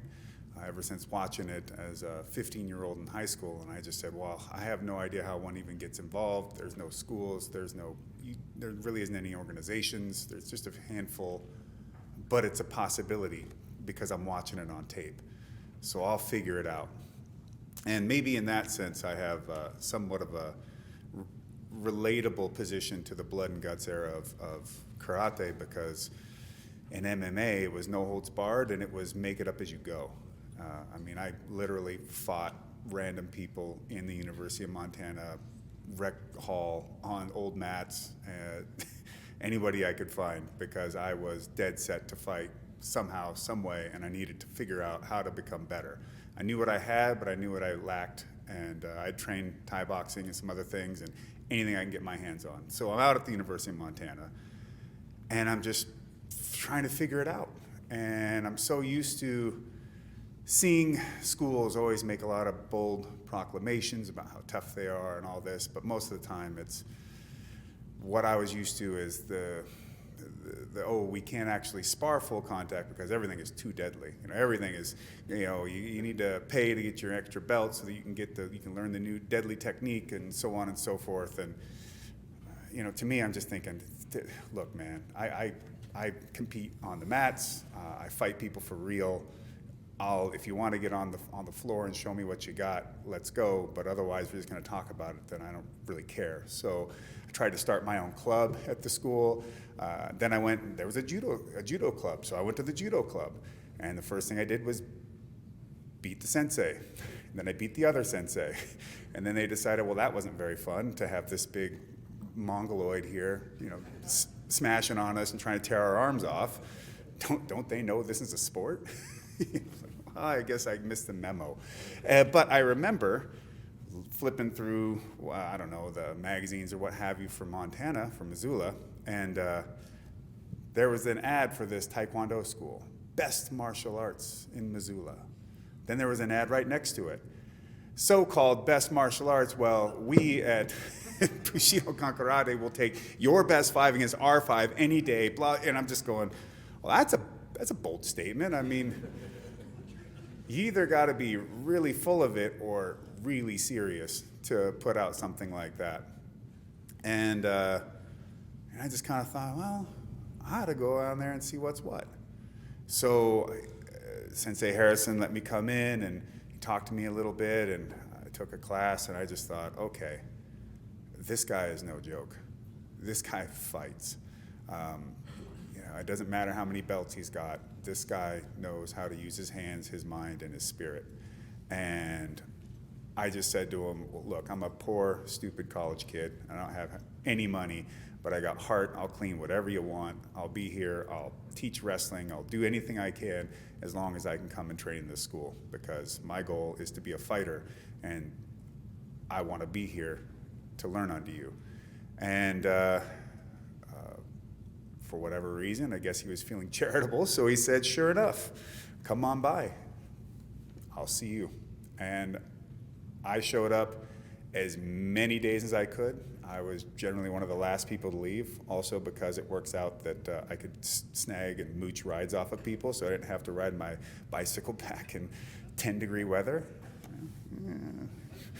And I just, more than learning how to become a better fighter, because I 100% did learn to become a better fighter. I added skills to what I already brought to the table. I have skills that I learned from Sensei Harrison and Bushidokan that I use in the ring today and that I teach to my students. It was the spirit, the aura of the place, which all emanated from the top down. And that would be from Sensei Harrison. He was not a man who had to say it because you just already knew it by the way he looked at you and by his demeanor. And you know, be it that could be someone showing up and trying to tee off, or it usually starts off with them doing a very impressive display on the heavy bags down below, and then followed up with a lot of intent to try and show us how tough they were, which then ended up usually with Paul having us all huddled up and going, well, which one of us is going to beat the crap out of them today? To just watching him observe things and put together the lesson plans and have the kind of piercing insight as to what each individual student would need to develop in the best way possible. There was never any BS there, and it's something that I've embodied into the way that I teach my own students. And by being in that school, by just happening to be in Missoula, I was lucky enough to come across Sensei Harrison, who would become more than just a a sensei or a coach to me, but a true father figure, and someone whose embodiment of a patriarch, of a warrior, and of a father absolutely resonated with me and struck a chord that still hums to this day in every interaction that I take, and everybody that I train, and the way I hold myself, and the way that I view the world has absolutely been influenced and is still embodying what I was fortunate enough to take from Sensei Harrison, or I should say, to be given.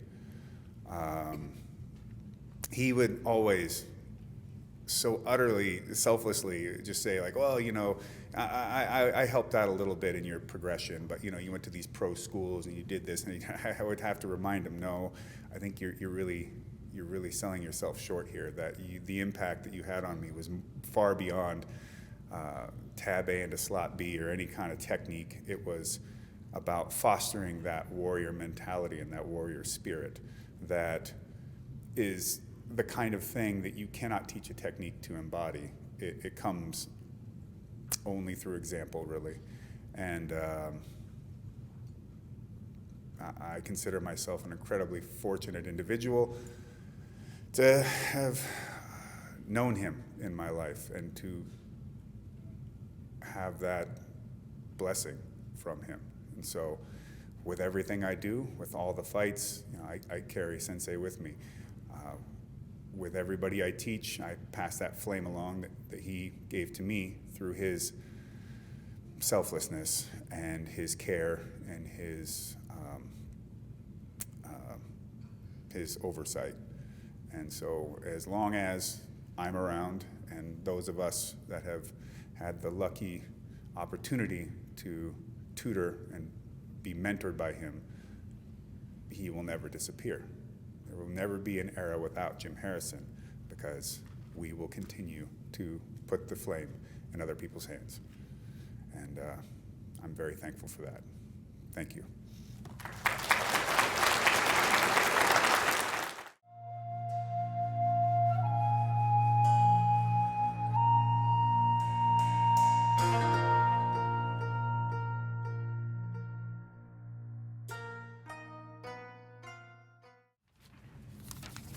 Thank you. Honored to be here. I think I have two clothing options for this event. One is to wear a suit, or two is to wear one of Jim's shirts. So I think I chose the right option. I feel pretty comfortable. My name is Paul Hansen, and I met the Harrisons in 1988, actually, but I trained in Missoula under the man himself from 1989 to 1997. I'd stopped by, I was on a road trip, I was living in Colorado, and I stopped by and stopped into the dojo and probably had about a 10-minute conversation with Carol and Jim. And then for some reason, I still don't know why, but I ended up in Chicago driving a forklift on the south side for about a year and a half, and recovered from that hallucination and moved out to Missoula. I walk into the dojo, so this is, 18 months later, and Carol says, "Oh, hi, Paul." Jim sticks his head out of the office. He goes, "Hey, Paul, you been in Chicago?" It was like I'd been gone for a day. A year and a half later, and these people meet me like I'm a friend. I thought to myself, well, this is either someplace special or they are awesome salesmen, but either way, sign me up. My attraction to Bushidokan was the same as a lot of us in here. By the way, I've been feeling old for several years now, but when I look right and I look left, I feel young again. Yeah, this is pretty good. But it was the same, regardless of the generation. The attraction was that the practical and realistic self-defense, the no-nonsense tactics, the great training. And you can go to a lot of places. There's a lot of dojos that will advertise that. But rarely, I would say, rarely, will you have a sensei and an instructor that can inspire and foster and mentor you like Jim did. So I quickly just went down that rabbit hole, and they couldn't get rid of me. So we could talk about the karate stuff, but I have a few stories to tell that most of you probably don't know. I'm sure there's a couple in here that no one knows. But so I'll tell you a few stories. Jim Harrison taught me how to kayak. And I hadn't kayaked before. I'm not a kayaker now. I wasn't then. But he taught me how to kayak. And the first time we went out, he said, wear a T-shirt and wear gym shoes. We're going down the Blackfoot, and, it gets a little rocky. So we spend the afternoon. We go down about 3 miles, and I'm dumping this boat left and right and getting soaked. And we get out. We drag the boats out. And he reaches into his kayak, and he pulls out 4 bottles of beer, cold beer, and crack the beers. And now it's late afternoon, and the sun's starting to go, and it's beautiful. Western Montana, you can't beat this. So we slam a beer, and we're about halfway through the second one, and I say, so how do we get the Jeep?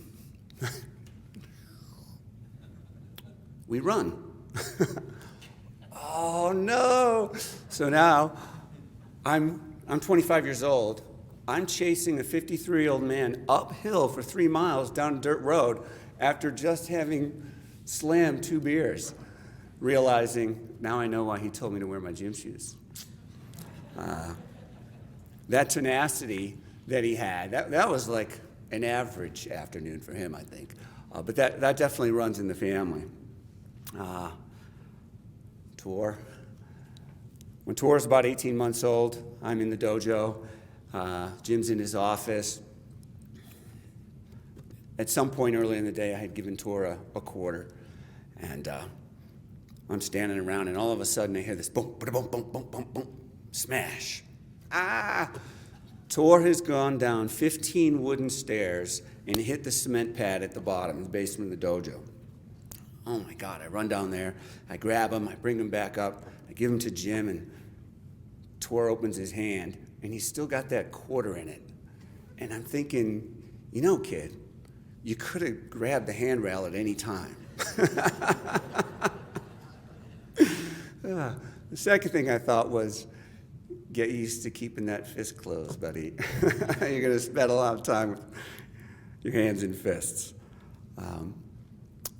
For about a year, maybe more, it was my job to teach Valkyrie and Tanya how to fight. I'm not sure if that was a reward or a punishment. But I learned from that 2 facts. 1, reincarnation must be real. And 2, Wolverines apparently qualify for that. These kids were scary. 12 years old, 100 pounds. It's like, I'm the teacher, back. Stay. Month after month. Yeah, no, that was a punishment. I must have done something wrong. Chris and Kelly, that was another couple years on the mat with those guys. And I was living in Asia. In about 2015, I was finally able to get my nose reconstructed in Hong Kong so I could breathe again. Those guys are no fun. The apple does not fall far from the tree, and that's especially true in the Harrison family. And it's been the honor of my life to be associated with the Harrisons. I spent the first 2 years in Missoula at Sakura in graduate school, living on $500 a month. And they must have spotted the emaciation because they had me over at their house all the time for dinner. And they just basically kept me fed for a couple of years there. And that was wonderful. Carol, the hot sauce, wow. The kind of hot sauce where you're eating it with the chips and your nose is running, you're crying, you got the hiccups, you can't stop. Maybe there's an extra bottle of that around somewhere that I could take home with me. Thank you. Back to Jim. The Sakura was the place where you find out how much fun you can have while getting hurt bad. And that was great. Jim himself had this amazing control. I'm sure you guys have done a million seminars and demos where he didn't just come close, he could hit you right in the face and and not hurt you. I mean, it was just, he had control to the millimeter, which looks great in the demonstration and the seminars. Occasionally, though, he'd run a couple millimeters a little deep. Maybe it was a little off, maybe of 1/8 of an inch. So that kick to the groin occasionally would, you'd take it and it'd be like, ah. And right in the middle of the takedown, after he's hit me in the groin, he's got me in the wrist lock, and I could see him smiling. Like, he himself thinks this is kind of funny while I'm going down. Oh, good times.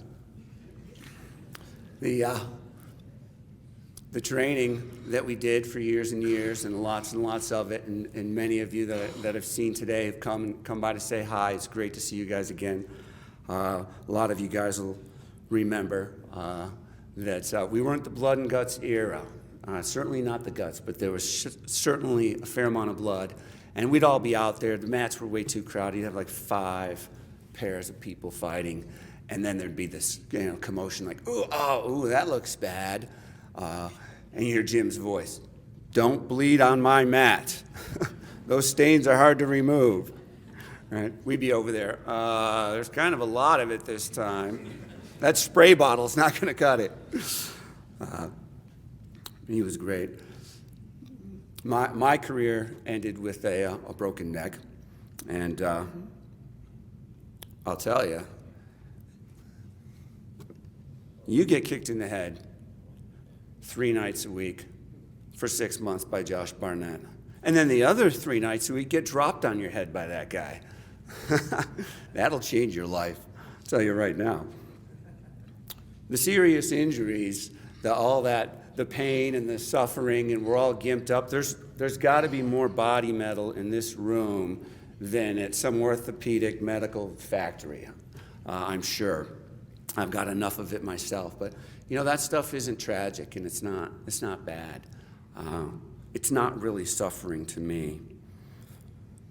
It's a price that you pay for a well-spent life. I know Jim lived by that code, and I feel that training and having the relationship with him that I did helped me develop a strength and a resilience that has served me, my family, and my community well. I miss Jim.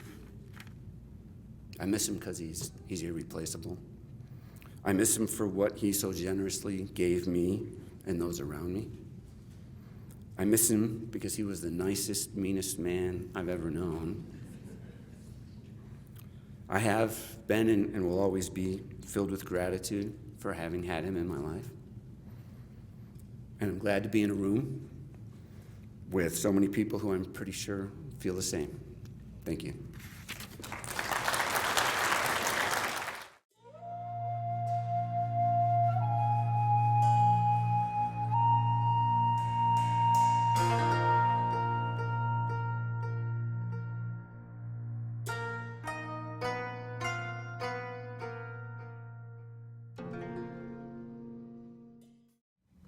Truly great martial artist has left all of his friends and family behind. His life is an example to all of us. There is one Jim Harrison, a great fighter, a great teacher, a great referee. You will be missed by many people, Jim. Thank you for your wonderful life and your great example.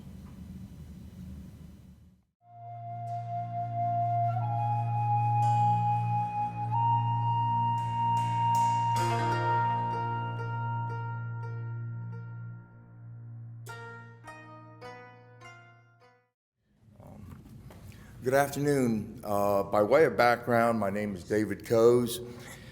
And like many of you, probably just about everybody in this room, I'm a longtime friend of Jim Harrison. Before I go any further, I want to thank Carol and the Harrison family for giving me the honor of saying a few words today. I also thank Colonel Ike Slaughter, a Special Forces Green Beret veteran, longtime friend and student of Jim's, as well as Travis Boggs, a close family friend and martial artist, also a student of Jim's. Both Ike and Travis helped Carol and the Harrison family with the preparation for today's celebration of life, which I know, just having done administrative stuff, is quite a task. So I appreciate all the work they've done today. What do I say about Jim? You know, in his lifetime, many things have been said about him, written about him. He's an icon, he's a legend. Many of the people here today that you've heard already speak are legends. And it's amazing to have in one room the history of martial arts. I mean, it's really tremendous. I guess I want to talk a little bit, again, like some people have touched on a side of Jim that maybe is not as well known. In 1978, I met George, known as his contemporaries at the time as Al Clark. We were both in Special Forces and Green Beret training at Fort Bragg. George was a student of Jim's, and through George, I met Jim. Jim, of course, was already famous by this time, and not only him, and it's been mentioned, the world champions, the people that were ranked, that he taught, were also famous. So for a relatively small school, you know, not with hundreds and thousands of students, I mean, he was really something special. So of course, I'd already heard about him. I was very interested. I followed his students. I followed Jim, of course, in Black Belt Magazine and the other things. I was on the East Coast. But anyway, by this time, Jim had developed his own style, Bushidokan, and the school and his students basically mirrored his personality, and you've heard all about that today, so I won't go into that. But he had garnered a reputation for being just a tough, ruthless competitor, which I kind of like. And his school, Bushidokan, had developed that reputation of being a hardcore, take no prison type of school. And that was what of course, in that time, I was a traditionalist. I believed in that same type of teaching and style and things like that. So it was really amazing to hear about this school, because at the time, if you go back to the 70s, and of course, Jim goes back earlier, and so do his contemporaries, but if you go back to the 70s, we were starting to get schools where you walk in and they had big posters about philosophy and flowers and stuff like that, and the attention kind of moved away from, basically what the essence of martial arts is, and that's a scientific way of taking somebody apart. But anyway, at this first initial meeting at Jim's school, I sparred, or I guess maybe we would call it survival. I guess that's basically the way to describe it, but anyway, that's a story best for, left for another time and for others to tell. But the real momentous outcome for me that day was that Jim and I became lifelong friends, almost on the spot.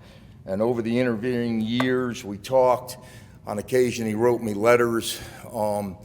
And we had as the years progressed, while our reputation was born through martial arts, it was not just about the martial arts. Unless you want to consider both the military, special forces, special operations, which Jim was very heavily involved in. He's got a very storied, very classified career in that field, as well as law enforcement. And we had so much common ground. And it was just, it was wonderful, and I think you'll hear a lot of veterans talk about this type of thing.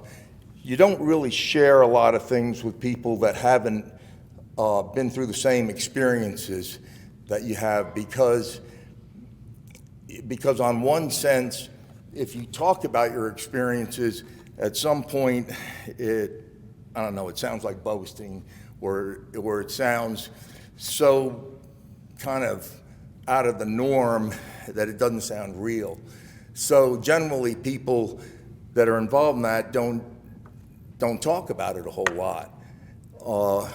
I was fortunate because, you know, we had that common ground, so it was a very good outlet.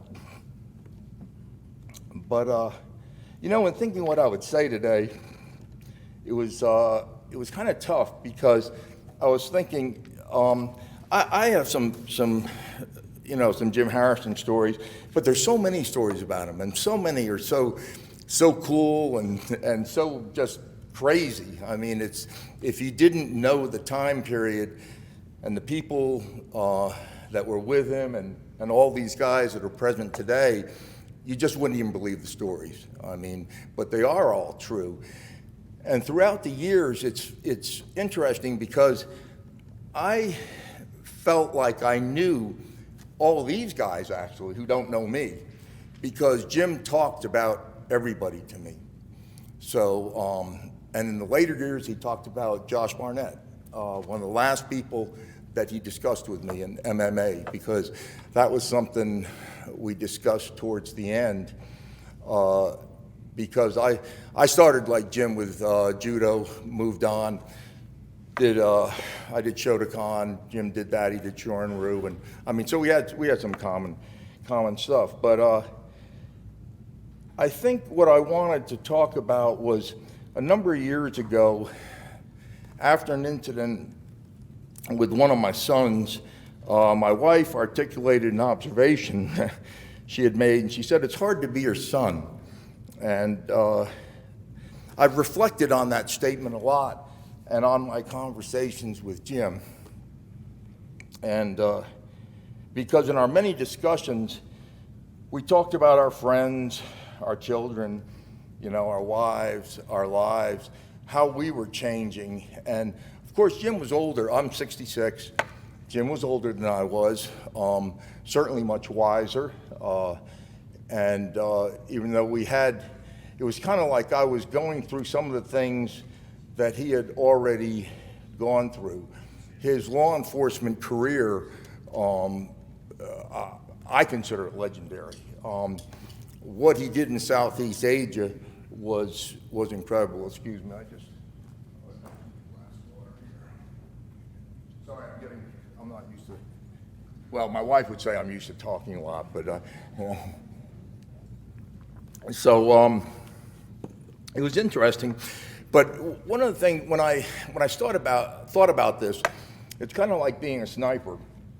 You got one shot, and you want to make it meaningful. And I tried to think, well, if I were talking to Jim today, what would he like me to touch on about him? What was really important to him? And somebody else already spoke of this a little bit, touched on this. And I think he would count on me to talk about the love he had for his friends, and particularly Carol and his wife. And the things that Jim and I, especially I think in the last, I would say maybe year, maybe even going back a little farther, but it really became a very common topic for us. I'd get that phone call and I'd hear that familiar gravelly voice, and you know, we'd talk and you know, maybe an hour and a half or so, and you know, we talked about the love that Jim had for his family. And I think when a person is tough, when he's truly tough, it's not, of course, it's not an act. Jim was one of those unique people that was truly tough. I mean, you know, we throw these words around. We throw honor around. We throw tough around. Jim was tough. I mean, he was mentally hard. He was physically hard, and he was emotionally hard. And I think with the armor of being tough comes a liability. And that liability is simply that toughness spills over, and it affects those you love, because it's not that you love less, it's that you have a harder time making those people that you love feel loved. And I think at the end, towards the end of his life, he was concerned about that, because he did. Jim was truly a Renaissance man. He could write. I mean, he had so many talents, even though he's known as a legend, you know, in martial arts. But he just had so many talents.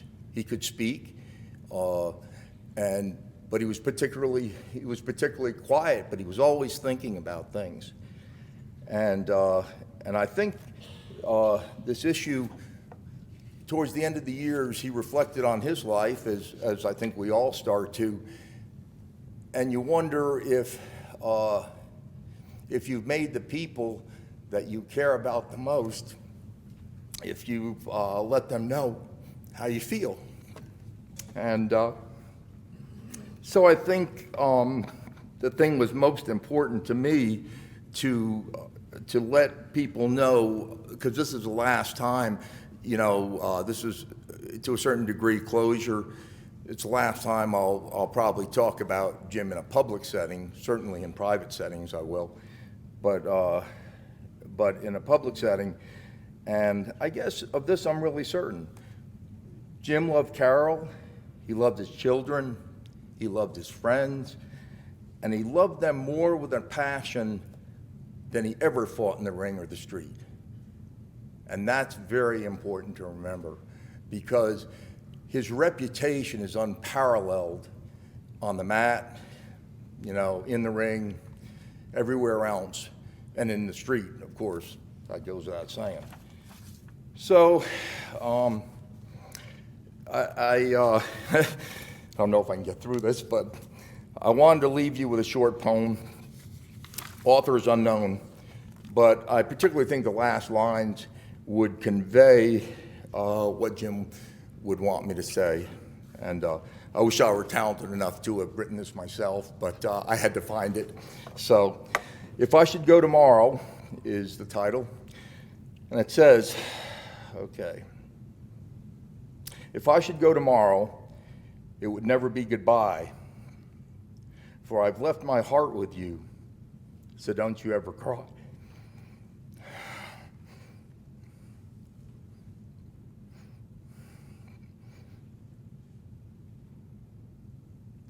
The love that's deep within me shall reach you from the stars. You'll feel it from the heavens, and it will heal the scars. So, God bless. Godspeed. Grandmaster Jim, Ronin Harrison, we love you.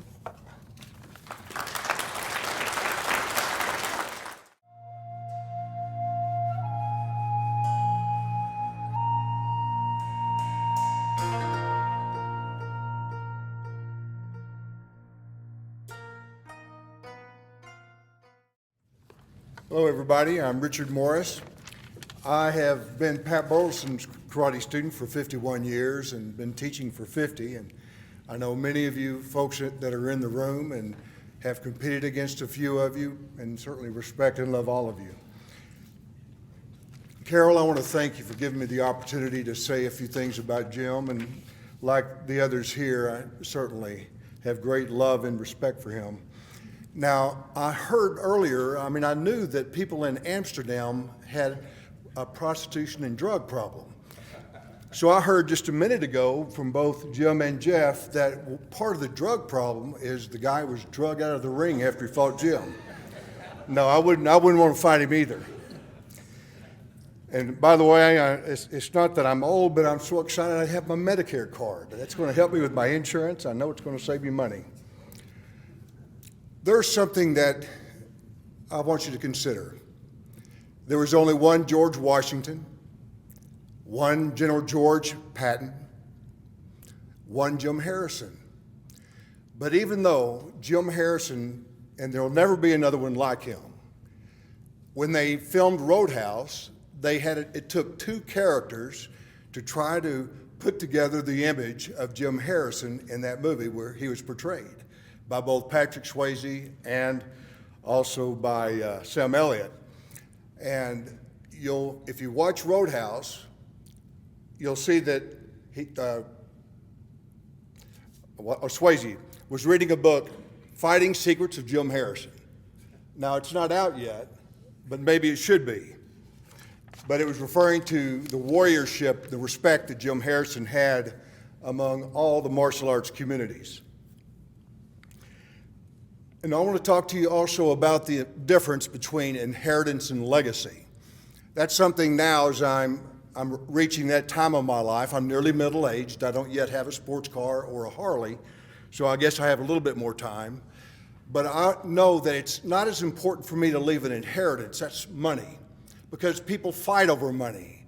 As a police officer, as a pastor, as a police chaplain, I've had to literally physically separate brothers and sisters from one another fighting over money.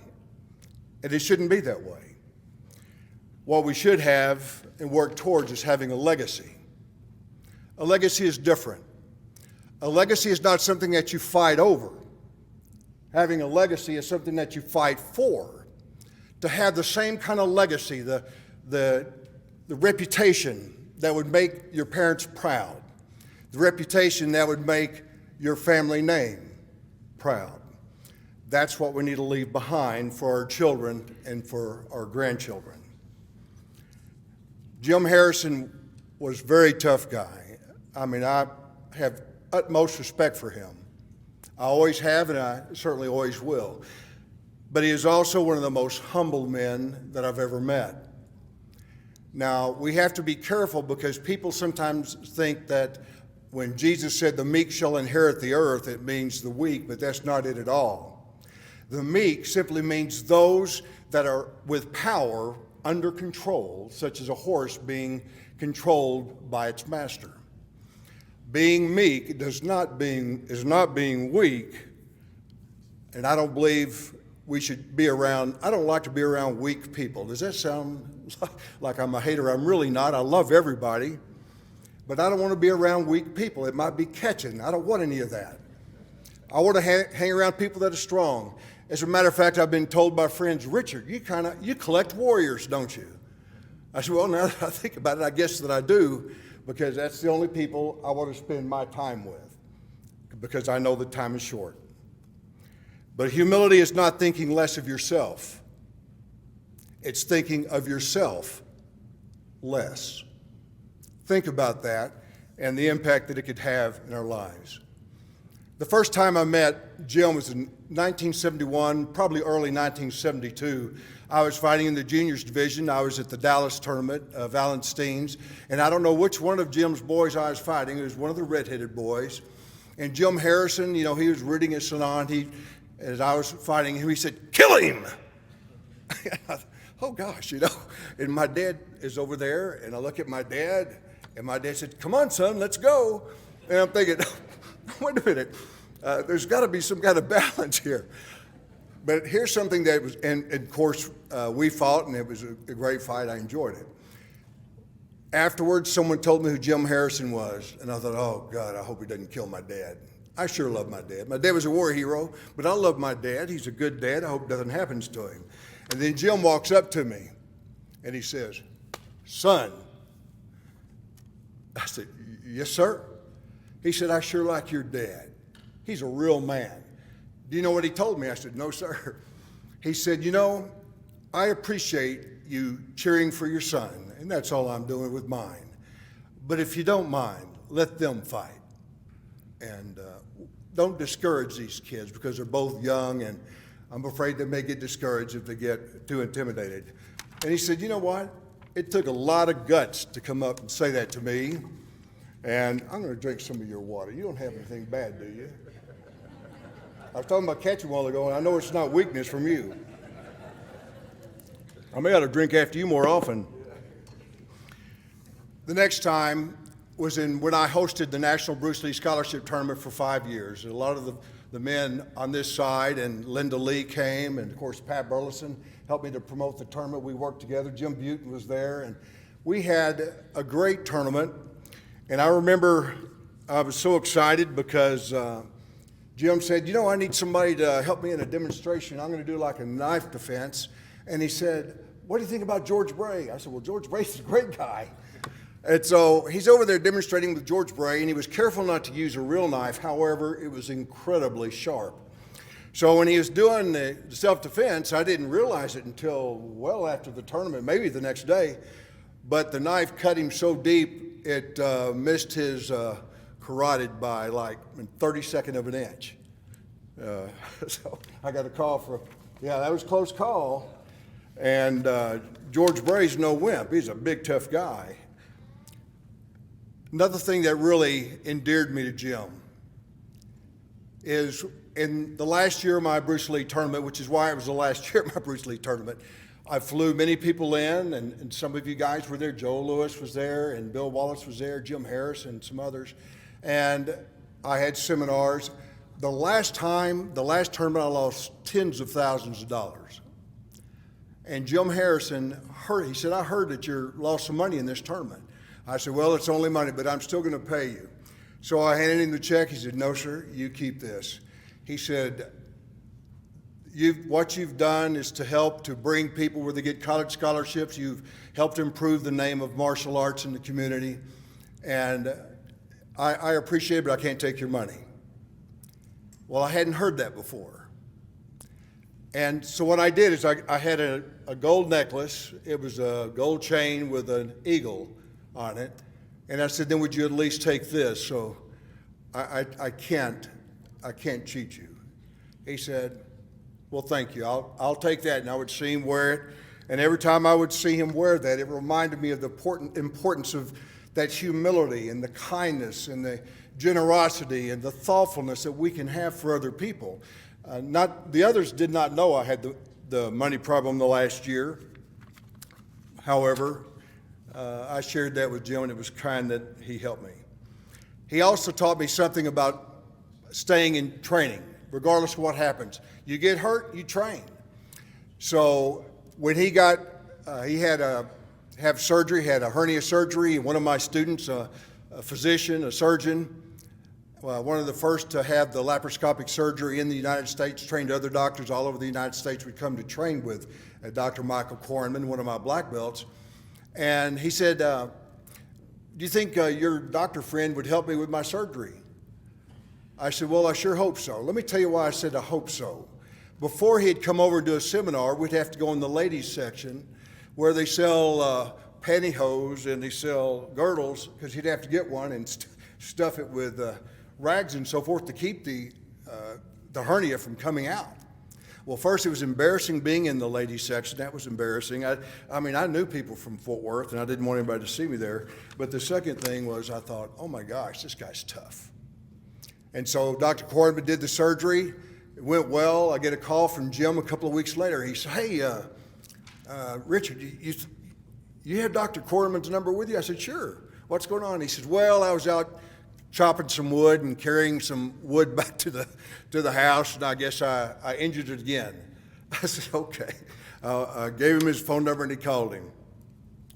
So when I ended up having knee surgery one time, I had a knee reconstruction, and that hurt. And when I did, I decided, you know what, Jim Harrison, he kept working, I'm going to keep working. So I never missed a week of teaching. For 50 years, I've never missed 1 week of teaching. And I thought I had an excuse when I had the knee surgery, but then I thought about Jim. And I was still, within a week, I was teaching. The second week, I was kickboxing again. I wasn't about to let that slow me down. I didn't want him to find out about it if I was just sitting down and watching television. And another time, I got hurt on duty. I was a pastor and a police chaplain, was with Fort Worth Police Department 36 years. I worked with the Gang Intelligence Unit my last several years. But at the time when I was police chaplain, I went out, I heard officers crying on the radio. And I was blocks away. So I went over there. I did not know, I didn't have the computer in my car as chaplain. I did not know that there were several people, I don't know if it was 5 or 7, I've been told both stories. They were fighting the 2 police and nearly killed both of them. I got there, saved one of the officers, and they said I saved the other one as well. But while I was bending down, I got kicked in the forehead. It went all the way back, hit my spine, they said, and I kind of fell over to the side. And then they kicked me and stomped on my head, and they probably said terrible things about me. As a matter of fact, they may have said something bad about you guys. I don't know, because I don't remember. I didn't know who I was. But they said I got up, and I just stood there for a second, and I cracked my neck, and all of a sudden started fighting. But here's what I do remember. I can fight, but I don't know. How do I know how to fight? Because I didn't know my name. And I thought, Jim Harrison. And that's when I went out there, and they said I picked one guy up so high, hit him on the car, lifted him up again, hit him on my knee, threw him down, and hit him. And that was like something Jim would do. I think he's done that to me. And by the way, he would nearly hit you or barely hit you. He used to almost knock me out at these seminars and demonstrations, demonstrating points and so forth. He kicked me in the groin so hard, dang, I should have worn my cup. And then he'd hit me in the jaw and hit me in the stomach. And then, you see, I was slow to learn, but I'm not very slow. So when he started coming to my seminars, I said, hey, Jim, I want you to meet a friend of mine. This is Kurt Brannon. This guy you would really enjoy if you gave him the opportunity for you to demonstrate on him tonight. And old Kurt Brannon just standing there proud. He said, yes, sir. And then he told me, my God, why did you do that to me? I said, it was either you or me. I'm not stupid. But had I not remembered who Jim Harrison was and known how Jim Harrison could fight, I would probably have been dead that day. 5 or 7, again, I truly don't know how many there were. They all ended up in the hospital. And they asked one of the sergeants out there, the sergeant said, hey, you doing all right? I said, yeah, I think so. He said, where are you? You know where you are? I said, sure. He said, where are you? And I'm looking around, I had no idea. It's like I almost knew, but I couldn't connect. And he said, you don't know where you are? I said, well, I guess not. He said, you know who you are? I said, of course I do. He said, all right, who are you? It's like I could almost connect, but I didn't know. He said, you're going to the hospital. I said, yeah, I think that's a good idea. So they took me to the hospital. I didn't die, so you can be comforted there. I was all right. But I learned something that day, how important it is to have friendships and relationships with people that matter. I didn't know my family. I had to be introduced to all of them. So the other chaplain took me home. I said, I don't even know where I live. Would you take me home? So he took me home. I was supposed to have been home about 9 or 10 o'clock that night. I was going out and meeting with people. One of my guys had to kill a guy. One of them got shot. And so I'm trying to talk. One had her house burned down. So trying to talk to these officers out in the field instead of having them come down to the office. But I was out till about 4 or 5. Again, I don't remember. But when he took me home, we went to the back door. This beautiful girl came to the door. And she said, where have you been? I thought, this is awesome. And Mitch said, Richard, this is your wife, Becky. I said, wow, she's hot. She said, well, what happened to him? Well, Becky, he's been in the hospital all night. He got hurt pretty bad, but he's all right. And I'm thinking, man, am I the luckiest guy in the world or what? So she introduces me to my kids. I didn't know them. They were familiar looking, like I'd seen them before, but I didn't know them. So it was uncomfortable, walking around. Made sure I had my shorts on. I didn't want to be a pervert or something. I didn't know who really all these people were for sure. But I'm going to tell you, it took me a while. I had 60 to 100 seizures an hour. They're called absence seizures. I'm now an EMT. I know what an absence seizure is. I do remember that much. But I didn't know who I was. I'd just go blank. I had to quit driving. That was scary because I didn't know where I was 5 seconds before, 2 seconds before, and all of a sudden I would have a seizure and wouldn't realize that I was even driving the car. You wouldn't want me to drive your car either. I want you to consider a few things that are I think that, you know, Jim and I talk quite a bit. I've got letters from Jim that I wouldn't trade for tens of thousands of dollars because of the love he took and the time he took to write them. And it's as we get older, as we get to the point where maybe we're not fighting all the time professionally, we're still training, we're still teaching, we have a responsibility to do that, don't we? But to have the opportunity to think back on the things that really matter in our life. Jim would want me to tell you to think about the things that are important, such as our faith and our family. Jim and I talked about faith quite a bit, for several years. Finally, he came around to where he told me that, yeah, I believe in God, I believe in Jesus, but he said, I just don't think I deserve it. I said, none of us do, Jim, not one of us. But Carol had been working on him for years, and I'm so grateful for that. Because, see, I want to see Jim again. I want to be with him again. And the only way to do that is to have that relationship with Christ yourself. You know, there's no greater love than this, where one is willing to lay down his life for another. As a police officer, I've been shot a few times, that I would get between myself and protect the innocent to confront evil. I would do the same thing today if it were to come to be that time where I needed to step up and help someone. And I want you to also know that I would absolutely take a bullet for each and every one of you. I would protect you if there's any way that I could, because you're important to me, even for those yet I have not met. You see, one thing that I've learned as I'm getting older as a police officer, after having many people on my shift or the next beat over killed, or those killed beside me, or where I've had to take lives, I know that life is short. And I think that one thing that we need to do is take an example. Let's say Jim Harrison. He never ended a conversation with me when he didn't without telling me he loved me, and I would tell him I loved him. And you look at these are the toughest men around that are here, and I guarantee you shake hands with them or give them a hug, they'll probably hug you and tell you they love you, because they know it could be the last day. I buried a student of mine, one of my black belts, at the Air Force Academy just 2.5 weeks ago. He was in a plane crash, was killed. But he's one of my black belts, so when he left class, the last thing that we did is I gave him a hug, I told him I loved him, he told me he loved me, and he smiled, and then he walked away to his car. You see, I don't have as much grief as I would otherwise had I not done so.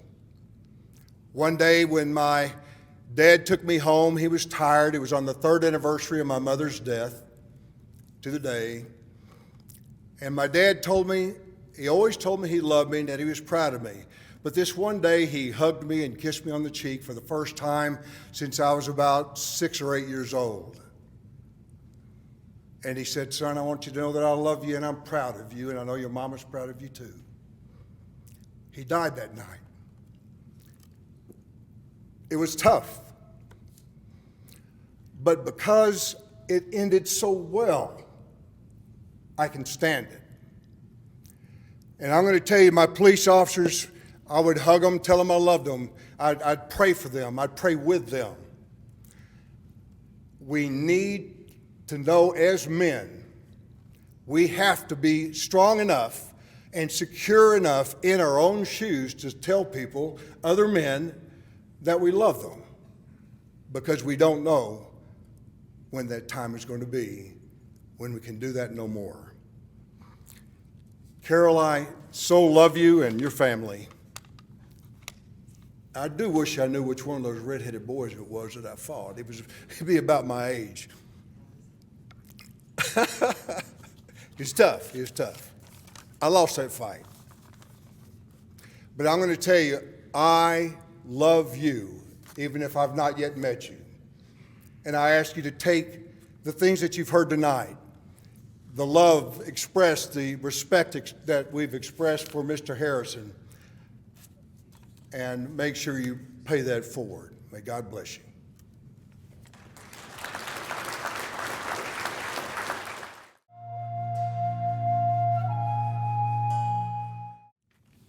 First, I'd like to start off by thanking Carol and the Harrison family to allow me to read this poem that Mr. Daniel sent for Mr. Harrison.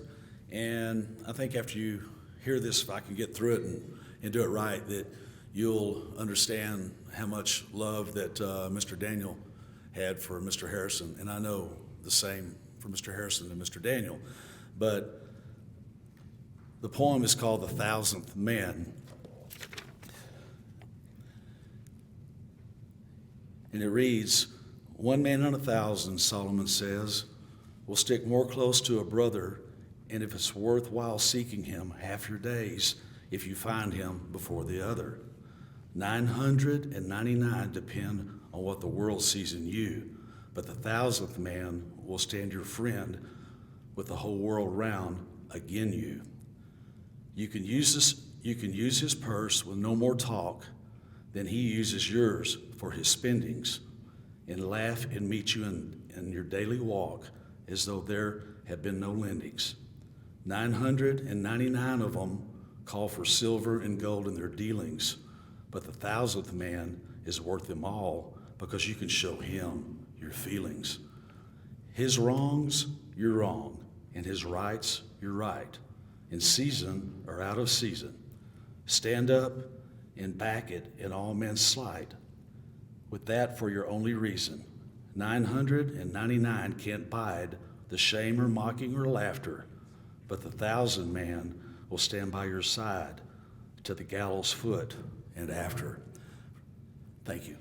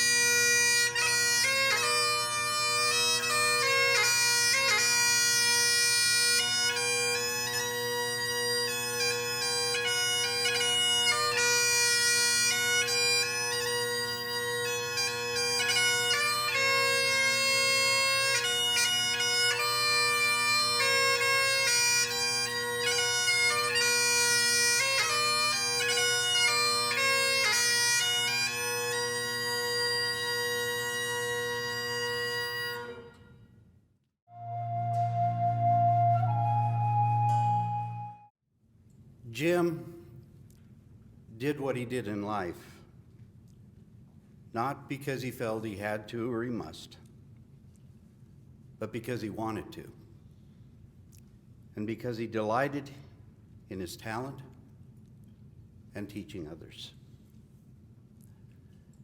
It's talked about tonight, and I learned a whole lot about Jim.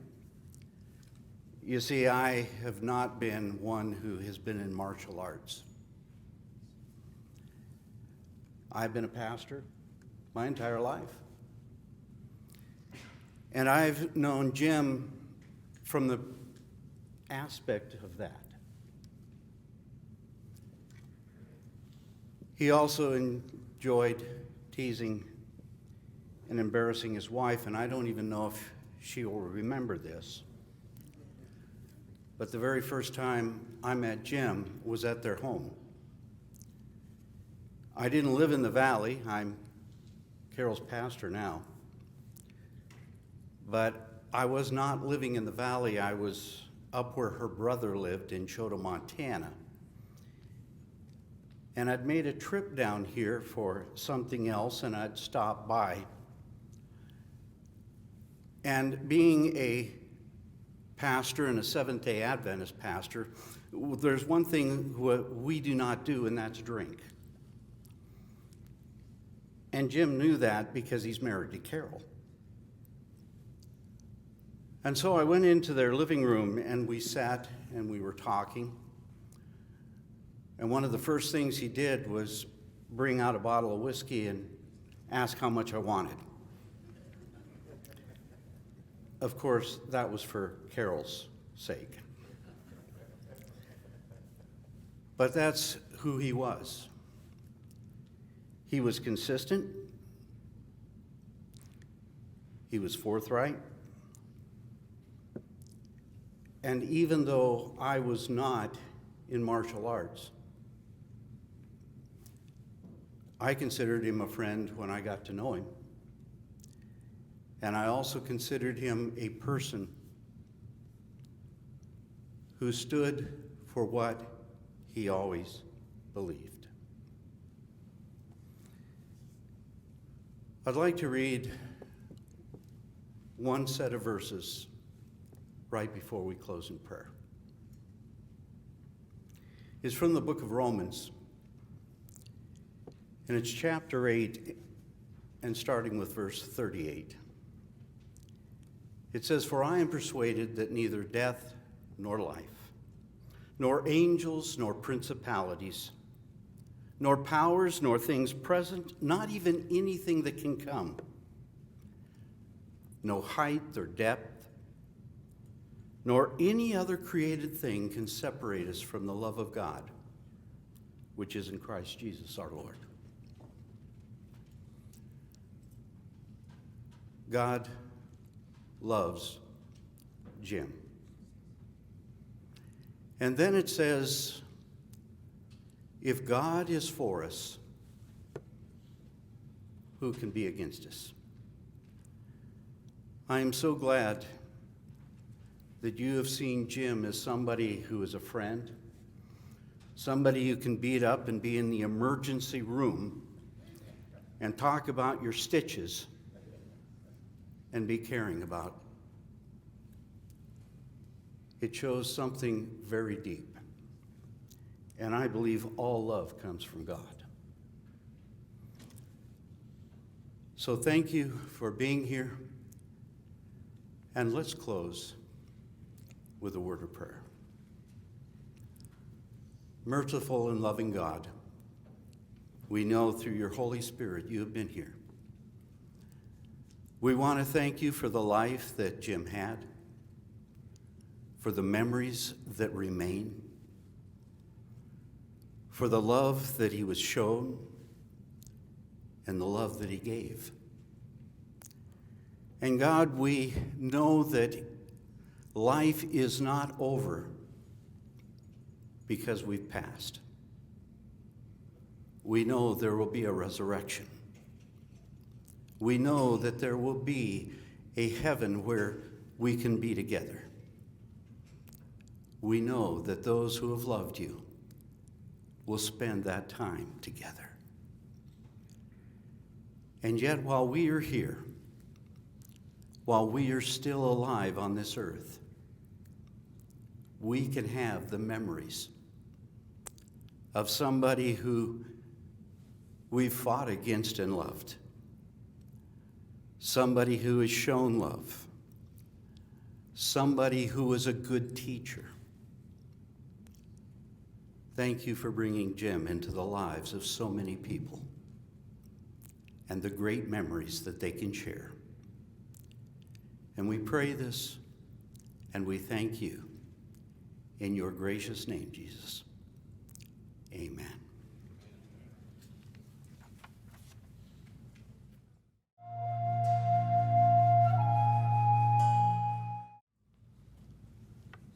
Thank you all for being here tonight. This has been a special event.